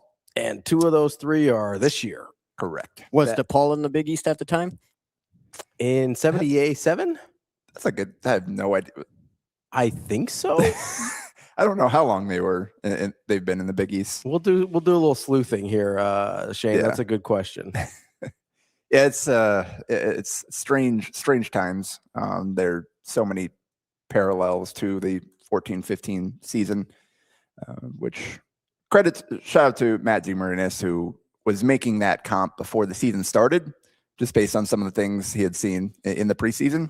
Yeah, I struggle there because yes, and that's what Joe's subject, Jay's classic, and Matt and I just he talked about that within a little group between the 3 of us, and kind of brought it back up mid-season. Like, it ended up playing out that way, but there's a lot of stuff happened that we couldn't have projected, whereas that 2014-15 team was kind of just what it was. Yes. This is a compromised version of this team. So the results are going to end up being similar. First losing season since that team. Yep. And only the second one in the Greg McDermott era here at Creighton. But going into the season, incredibly different narratives. Yes. Right? I mean, obviously this was preseason ranked Creighton this year. They were top 3 in the Big East. They were really consensus top 3 in the Big East. It was Creighton, St. John, or it was UConn, St. John's, and then Creighton, right? And so, and I think just from a pure talent level, we're talking about very different things. Going into 14-15, everybody knew, hey, this is a Valley roster playing in the Big East. This might not go great. And it didn't. But also, and this is maybe, I don't know if this is a hot take, I would 100 times out of 100, I think, prefer to watch that 14-15 team because they absolutely 100% maximized what they were capable of. It was like that team I didn't find difficult to watch despite the losses. I actually kind of enjoyed watching that team. There were likable guys on there. It's the one year we had of Ricky Krecklow. I really enjoyed watching him play basketball for Creighton. You had early Toby Hegner. You had some Isaiah Zierden sprinkled in there. You had the last year of Austin Chapman. Like, there were enjoyable guys to watch on that roster that I think truly maximized. Like, they had no business being in a lot of the games they were in. So I get the results are going to be similar, but these 2 teams could not. That's the only way these teams feel similar to me in any way. What conference was DePaul in? Independent. There you go. They probably belong there. Just stay over there, DePaul. Independent, and then they were in something called the GMWC, which I don't know what the Great Midwest Conference, which apparently lasted for like 5 years. Then Conference USA, they joined the Big East in 05-06. And Metro Conference too. Yeah. When were they in the Metro Conference, Shane? Which later merged into the Metro Conference in 95. Oh, the Great Midwest Conference. Gotcha. Okay. They got out when it turned into the Metro Conference. They bailed. Yeah. 95 was their last year. They're like, deuces, we're going to Conference USA. But no, I understand the comparison. I think these are vastly different teams. Oddly enough, I saw someone invoke Ricky Krecklow with some of the plays that Hudson Greer made last night. I loved watching Ricky Krecklow. Like, I felt bad for him because I felt like he deserved a better Creighton team to be on. Especially like the path that he took to end up at Creighton and the opportunities he turned down. Yes. And, Yeah, it's tough. This, like you said, that team kind of maximized, got what they could. This team, for whatever reason, and these guys do like each other. Like there's not fighting away from the court or whatever. Like all indications are they're super tight. They've really stuck together through a whole lot of adversity this season. I mean, you don't beat UConn last week if you're not. If you don't like each other. Yeah. It just doesn't translate to the court for whatever reason. And this group of players just doesn't click.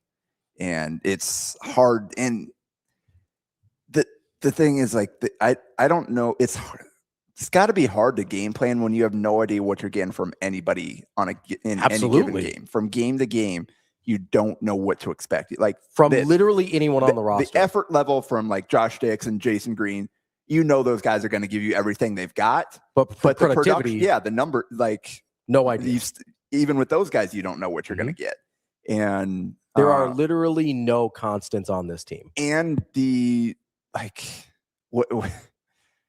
way that this DePaul game ended, kind of, those were the two guys that were involved in the play that they busted the coverage on and gave up a wide open layup. And it's just wild. Like going back to this game in particular, like it played out so differently from the first one. Yeah. Where, I mean, DePaul led for what, like 16 minutes or so of, Creighton led for about 60 minutes. It was kind of back and forth, but DePaul dominated in the paint. They got to the layup, got to the rim at will. Creighton did not. They were 1 for 6 on layups, just no physicality. They weren't able to enforce their will at all. They just stayed in the game by raining threes, and DePaul couldn't throw it in the ocean. Yeah, that was the like 10 for 16, 14 for half. 20. Yeah, well, yeah, they finished 14 for 27 the game. At 10, it might have been. I think 10 for 16 was the first half. Yeah, but 46 of 12 in the paint. Yeah. It was 14-14 in the paint in the first half. Yeah. So Creighton scored more points in the first half than they did in the entire game. And it ended up being basically even. Yes, 32-28. It was and Creighton was +5 at the free throw line. Yeah. So complete wash there. Evens out. Yeah, absolutely. Fortunately, DePaul also nailed 10 threes, same as Creighton. So that was also a wash, which anytime you make the same number of threes as DePaul, like that's going to be an issue for Creighton. Not great. And I mean, Creighton actually won offensive rebounds and total rebounds. Yeah. And those are very different points games. off turnovers too. Yes. And it's kind of weird because Creighton's turnovers and the points it produced were really important to the game swinging the way it did and allowing DePaul back in the game. So even though that Creighton ended up with +7 in points off turnovers, it still felt like that was, I mean, even the Creighton guys said it like that they felt like that was the difference in the game. They were all crucial. Yeah. And that allowed DePaul to get into a rhythm with the easy buckets and the broken play shots and stuff, to where then they started making shots in the half court too. Creighton defended them really well in the half court in the first half for the most part. And I mean, they made 6 of their last 8 shots to end the half after Creighton had really locked them down they went 8 minutes between field goals in the first half. So like just night and day performance execution from Creighton in the half court defensively in the first half. And then in the second half, they got in a rhythm at the end of the half and then carried that over to the second. Brandon Macklin got hot, scored 19 in the second half. They were just backing down, getting to their spots. And they hit some tough shots, but they also had, like, Creighton got some good bounces in the first half that they haven't typically gotten most of the season. DePaul got a few of those in the second. And there were some crazy sequences that ended up resulting in with DePaul open 3 or whatever, despite great effort from Creighton. Again, I think that it was on Hudson play where he dove out of bounds. Like somebody else made an extra effort. They got an open 3 in transition, didn't go down. Some weird stuff happened, and then DePaul ended up with a 3 on the other end. So like sequences like that were just backbreaking in this game that was so close. But despite how differently it played out, they ended up in almost exactly the same spot as they did in the first one, where, all right, you need one stop here. Can you get it? This time they got a chance to answer. Whereas the DePaul one was really kind of, I mean, it wasn't at the buzzer, but it was, Creighton didn't really get a real offensive possession after that. It was just kind of Graves trying to create something out of nothing. But still, they got a chance. And similar to the first time, they defended the first action really well and forced a reset. They, again, Macklin was backing guys down, getting to his spots all game long. And then Zugic, he tried to do it again on Dix, and Zugic dug down and tied him up. Unfortunately, the arrow was pointing DePaul's way. So they got it back, 10 on the shot clock, ran their, set up their play from the sideline and threw it in for a handoff. Macklin threw it into NJ Benson for the handoff and then followed it to come take the ball. And Jason Green, like, tries to switch, hard hedge, whatever. Josh Dix, like, hesitates and then goes to, like, he was trying to go underneath and stay attached. And then Benson just rolls. And on the backside, Fedor Zugic and Blake Harper are both hugging their man. Nobody tagged, uncontested layup, except for Zugic running over late and fouling him for an and one. Yeah, at the very end. Which so he missed the free throw, so that it didn't matter. But, like, just talking to him afterward, like, sounded like Josh was saying they weren't trying to trap the ball or weren't supposed to jump at it. They were just trying to stay underneath and stay in front of them. So he said they accidentally, like, he said they accidentally trapped the big, which they didn't really trap the big, but just like we accidentally trapped, like, they went back to a different coverage than they were supposed to run in that moment, which, I mean, it is. It's sort of a microcosm for the entire season. Well, and so it kind of seems like Green was the one that made the wrong play there. Although I think Dix also was like, "Oh, what do I do now?" and kind of froze a little bit because it wasn't what they were supposed to do. And it's kind of funny because on practice on Monday, I like overheard Jason like saying like I forgot I was the 5. Like he did whatever the 4 was supposed to do on a possession, I think. And so you do wonder if and he was at the 5 at the time, and it's like. Honestly, surprised that doesn't happen more often because like all the different things that he's had to do, the roles that he's had to play and bouncing back and forth between so many spots. So it's understandable. Like that Creighton's played so many different defenses and tried so many random things this season. It's almost understandable. Like, oh, second nature. Like, they've been more aggressive with their ball screen coverages, their interchange coverages recently. And so like that can't happen in that situation, but it's your two. It's also kind of understandable. Two most experienced, veteran, reliable guys are the two involved in the play, and even they can't quite execute it perfectly on the biggest stage. So it's again, same thing happened in DePaul the first time where Dix initially got the stop, forced a timeout to save a turnover, and then they changed something. They go with the matchup zone, and Dix just stays too long in one area, gets himself out of position trying to close out, and they were able to get to the rim and finish. So it's just eerie the parallels between the two. And then obviously Creighton had 2 shots at it on the other end and got what they were trying to get. Did you have something more to say on the defense before we go on to the offense? It was just real quick. It was just kind of a microcosm of the entire season. It was just guys not being on the same page. Yes, 100%. Right? Like that's just 100%. Like Jason Green was doing one thing, Josh Dix was doing another thing, Blake Harper and Fedor Zugic were doing a third thing, and maybe 2 of those things matched up, but all 3 certainly did it. Correct. Whoever's fault it is, I don't even know, right? Like maybe Josh Dix heard the call wrong and they were supposed to we don't know. So, but at least one of those factors was not on the same page with the other 2. And like, that's just the whole season, right? The whole season is, oh, well, that looked good there for a minute, but then we're on a different page here. And then like, oh, that looked okay, but what? Then we fell apart. Like it was just the entire season, I think could be summed up in they've just never been on the same page for long enough for it to matter.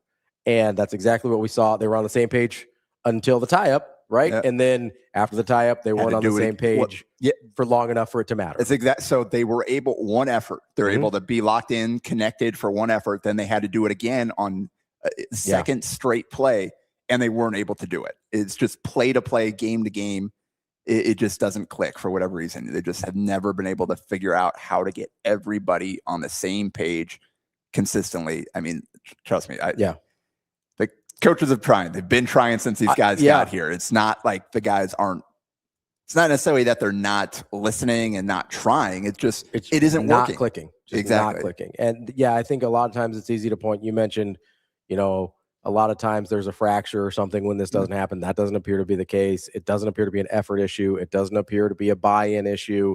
Like it is for whatever reason just this kind of unique situation where they're bought in, they care, they like each other, and it still just isn't working. And it's honestly one of the stranger dynamics. And I think you have to go to, you know, what they expected this team to be, whether it's Owen Freeman or Jackson McAndrew, or, you know, whether they were going to play Hudson Greer or not, you know, whatever they thought was going to happen for this team, they ended up with a very different team. So that's the only explanation I can think of.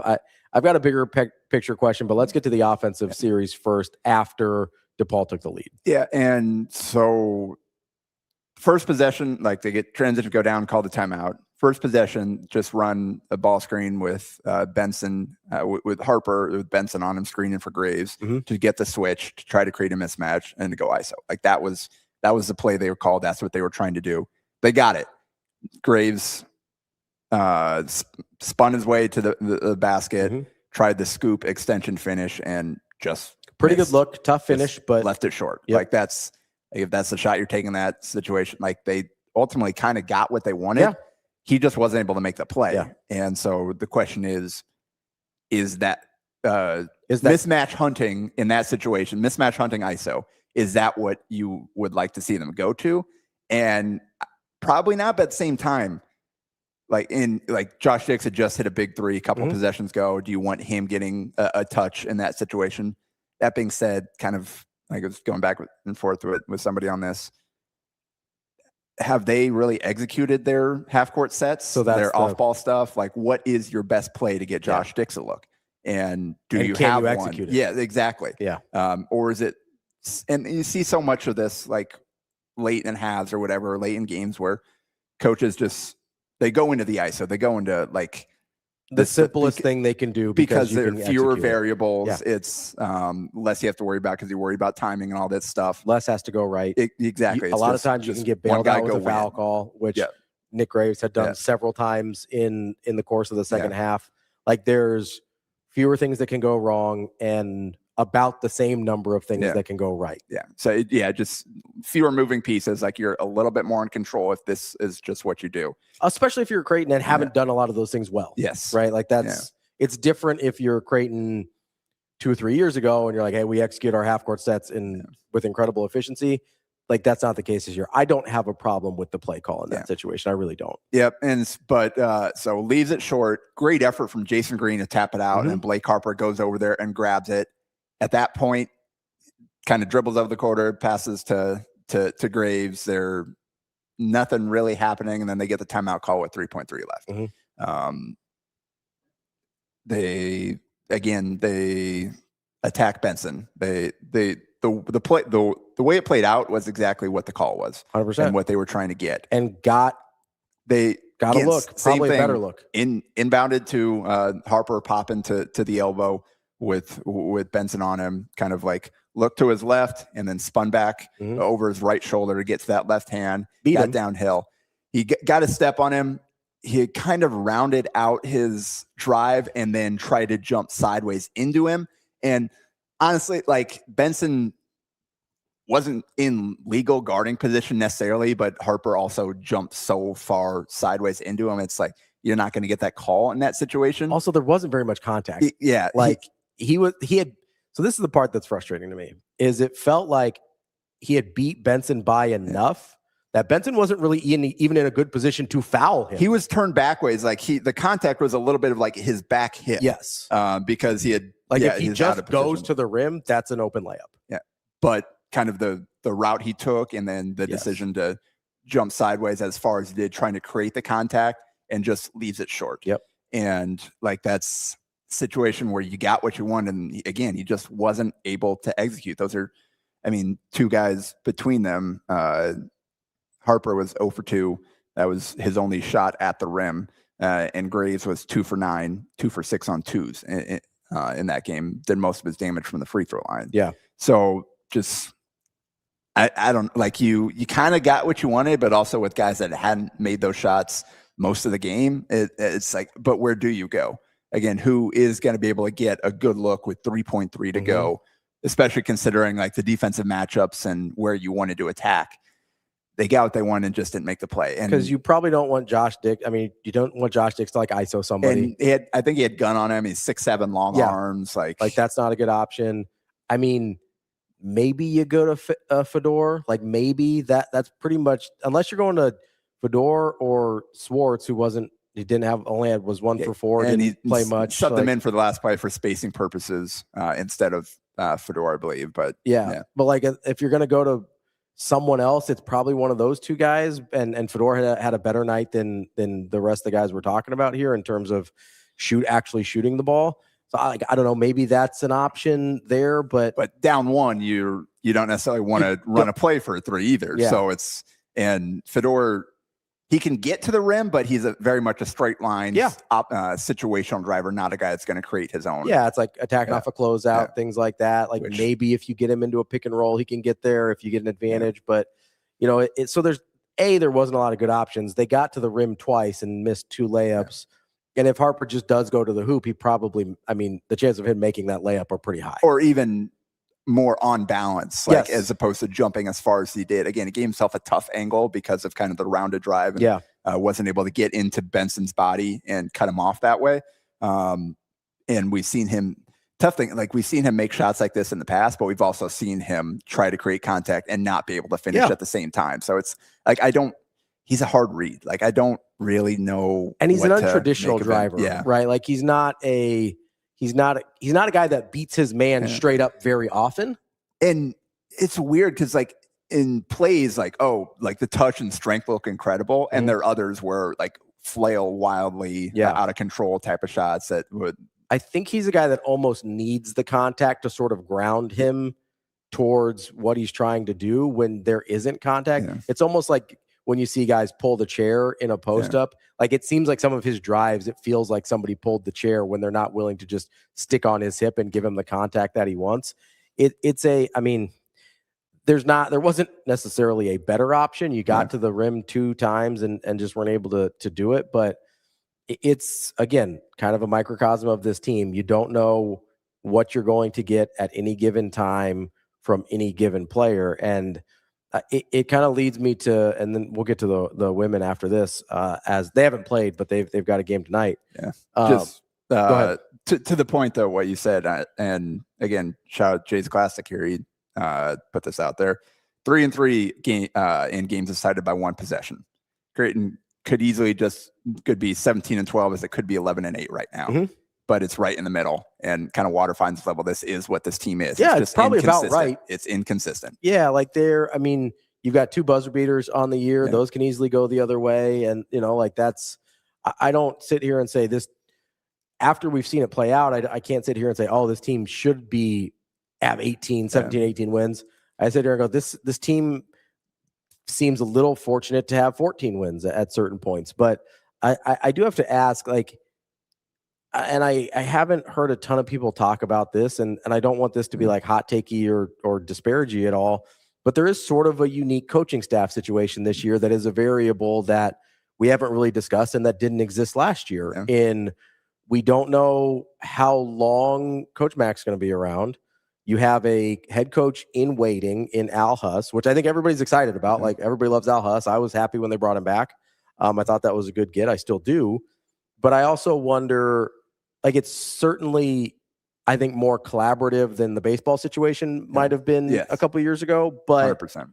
I also wonder, is the extra voice in basically the same level of leadership part of why things maybe didn't come to, because it's literally the first time things didn't come together on a Greg McDermott team at Creighton, at least. Right. So you wonder, is there just enough of a, 2 leaders, you have no leaders situation. I don't know. That's the only thing I can think of, because all the other variables that we have talked about don't seem to be true. Yeah. Yeah. That's hard to answer. At practice, just from what I've observed, it's not like they're contradicting each other. Sure. Like Huss will check with Mac on certain things or whatever, but then also in normal situations, the coaches don't always agree. And yes, for sure. There's always some kind of back and forth. Mac ultimately takes input from everybody, but then he's the one making the final decisions. And so yeah, I don't know. Like, it's just literally the only variable left I can think of. Yeah. You know what I mean? The other variable is just the players. Yeah. And the group that they put together, and having to replace so much because of the recruiting misses over the last few years. Sure. That they had to bring in so many different guys at this one time during a transition period that was already going to be difficult because of the guys they were losing. They just didn't have enough behind those guys to fill in and carry forward any sort of continuity. Yeah. So it was a complete restart. And even the guys that are back have done their best to try to teach the Creighton culture, and Mac has praised those guys for what they've done, but it's just hard for that to really sink in, especially when some of those guys are kind of fringe rotation players and things like that, not necessarily the guys in the featured roles. So just a tough situation. And then obviously the injuries as well. And the season, you can't make up some of the stuff that's happened this year. So Freeman didn't play in this game. Max said he's going to be out, almost sure they're going to be out Saturday. Yeah. He was fine. He had a good practice on Monday. Fine, looked good. Was probably going to play in this game with Benson and their size or whatever. And then on Tuesday, I wasn't there, but just a freak. Just happened to be standing in the wrong place, got hit in just the right way to do some kind of damage to him. And now he's out for this whole week. And then we'll see next week. Just another, like, you can't make up all the stuff that's happened to that dude this year. Yeah. And then that, again, causes another adjustment that Creighton has to make. And who knows, maybe it could have helped in this game. I mean, Karam Konan played well in the first half, gave him some really good minutes.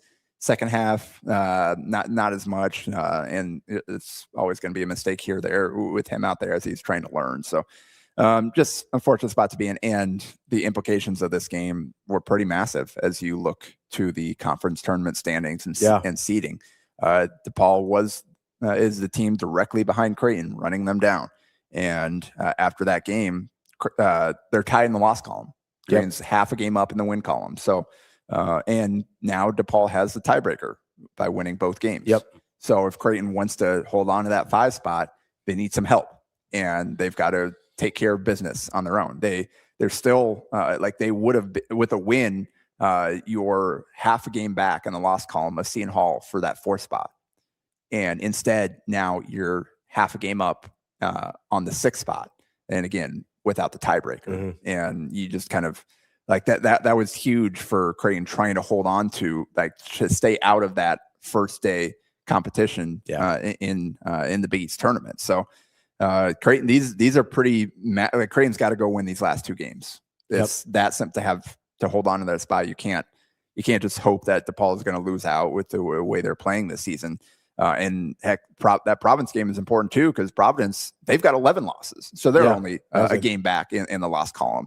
So this is a huge one on Saturday, final home game. A lot on the line in terms of standings and trying to stay in that top 5. Yeah, I mean, they're Creighton in 5th place, technically, with the half game lead over DePaul, is only 2 games in the loss column above last place Xavier. Right. So like there's the margin for them to fall out of that spot is not big, and they've got Providence and Butler to finish up. KenPom right now projects Creighton to finish 9-11 and DePaul and Providence to go 8-12. So like that's very easily could go one way or the other. And also projects Seton Hall to go 10-10. So you had won that game, then you got a chance to very easily like that 4 spot. That was kind of the rallying cry we heard from McDermott leading into the game. Talk about, hey, we still got a lot to play for. We're trying to get that 4th spot. We're not giving up on that. We're trying to hold on to this 5th spot at worst and not have to play that first day in New York. And now with this loss, that becomes much more complicated and puts so much pressure on these last 2 games. Yeah, absolutely. Anything else on the men before we switch over to the women's? No, I don't think so. All right. The women have not played since we spoke last. They beat Butler 67-58 last week. They've got Providence coming up tonight at home. Got one of those nice 8:00 tips, late start for you. Just thoughts on, has anything changed for you in terms of what we discussed last week for the women? probably a good time to have the break that they did with Neely Gesser getting banged up on the last one. Hopefully that she'll be ready to go and they'll be at as close to full strength as they can be at this point, considering the season-ending injuries they've already sustained. But similar to the men, this is a really important game. Like they have to finish strong. Right now, they're pretty locked into that 6th spot. If they lose to Providence here, then it gets a little interesting because that would drop them to 9 and 10. Providence 8 and 11. So obviously they've got a few games left.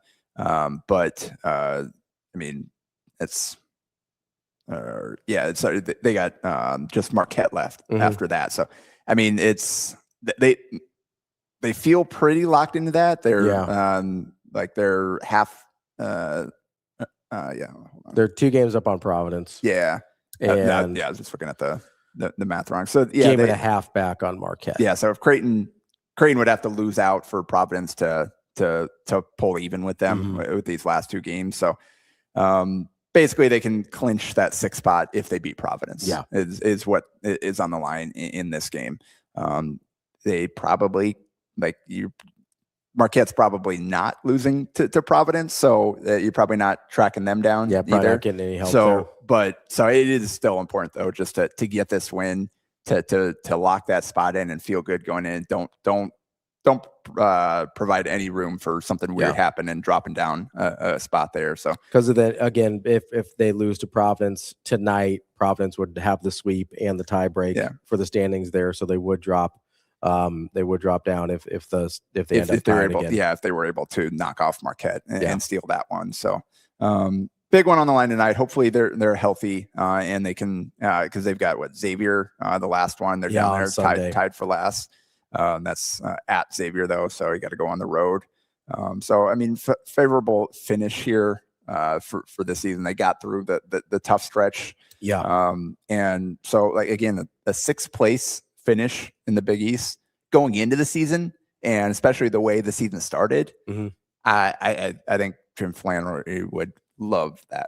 Like, yep, I'll take that, lock that in. We'll be good. That's something we can build off of, and then see what they can do in the Big East tournament, how the bracket shakes out there, and then kind of move forward into the offseason. Well, especially if they can win their last 2, they'd have a 3-game winning streak. They'd be 11 and 9 in conference, above 500. They'd be 15 and 14 overall, above 500. Like higher seed in that first round of the tournament. Yep. Like you would be looking at a team that has, we'd kind of talked about this since we started doing these, that has really been able to build on some of the positives. Honestly, kind of the exact opposite of the men's team, where like every time you get a positive, it kind of feels like the floor falls out.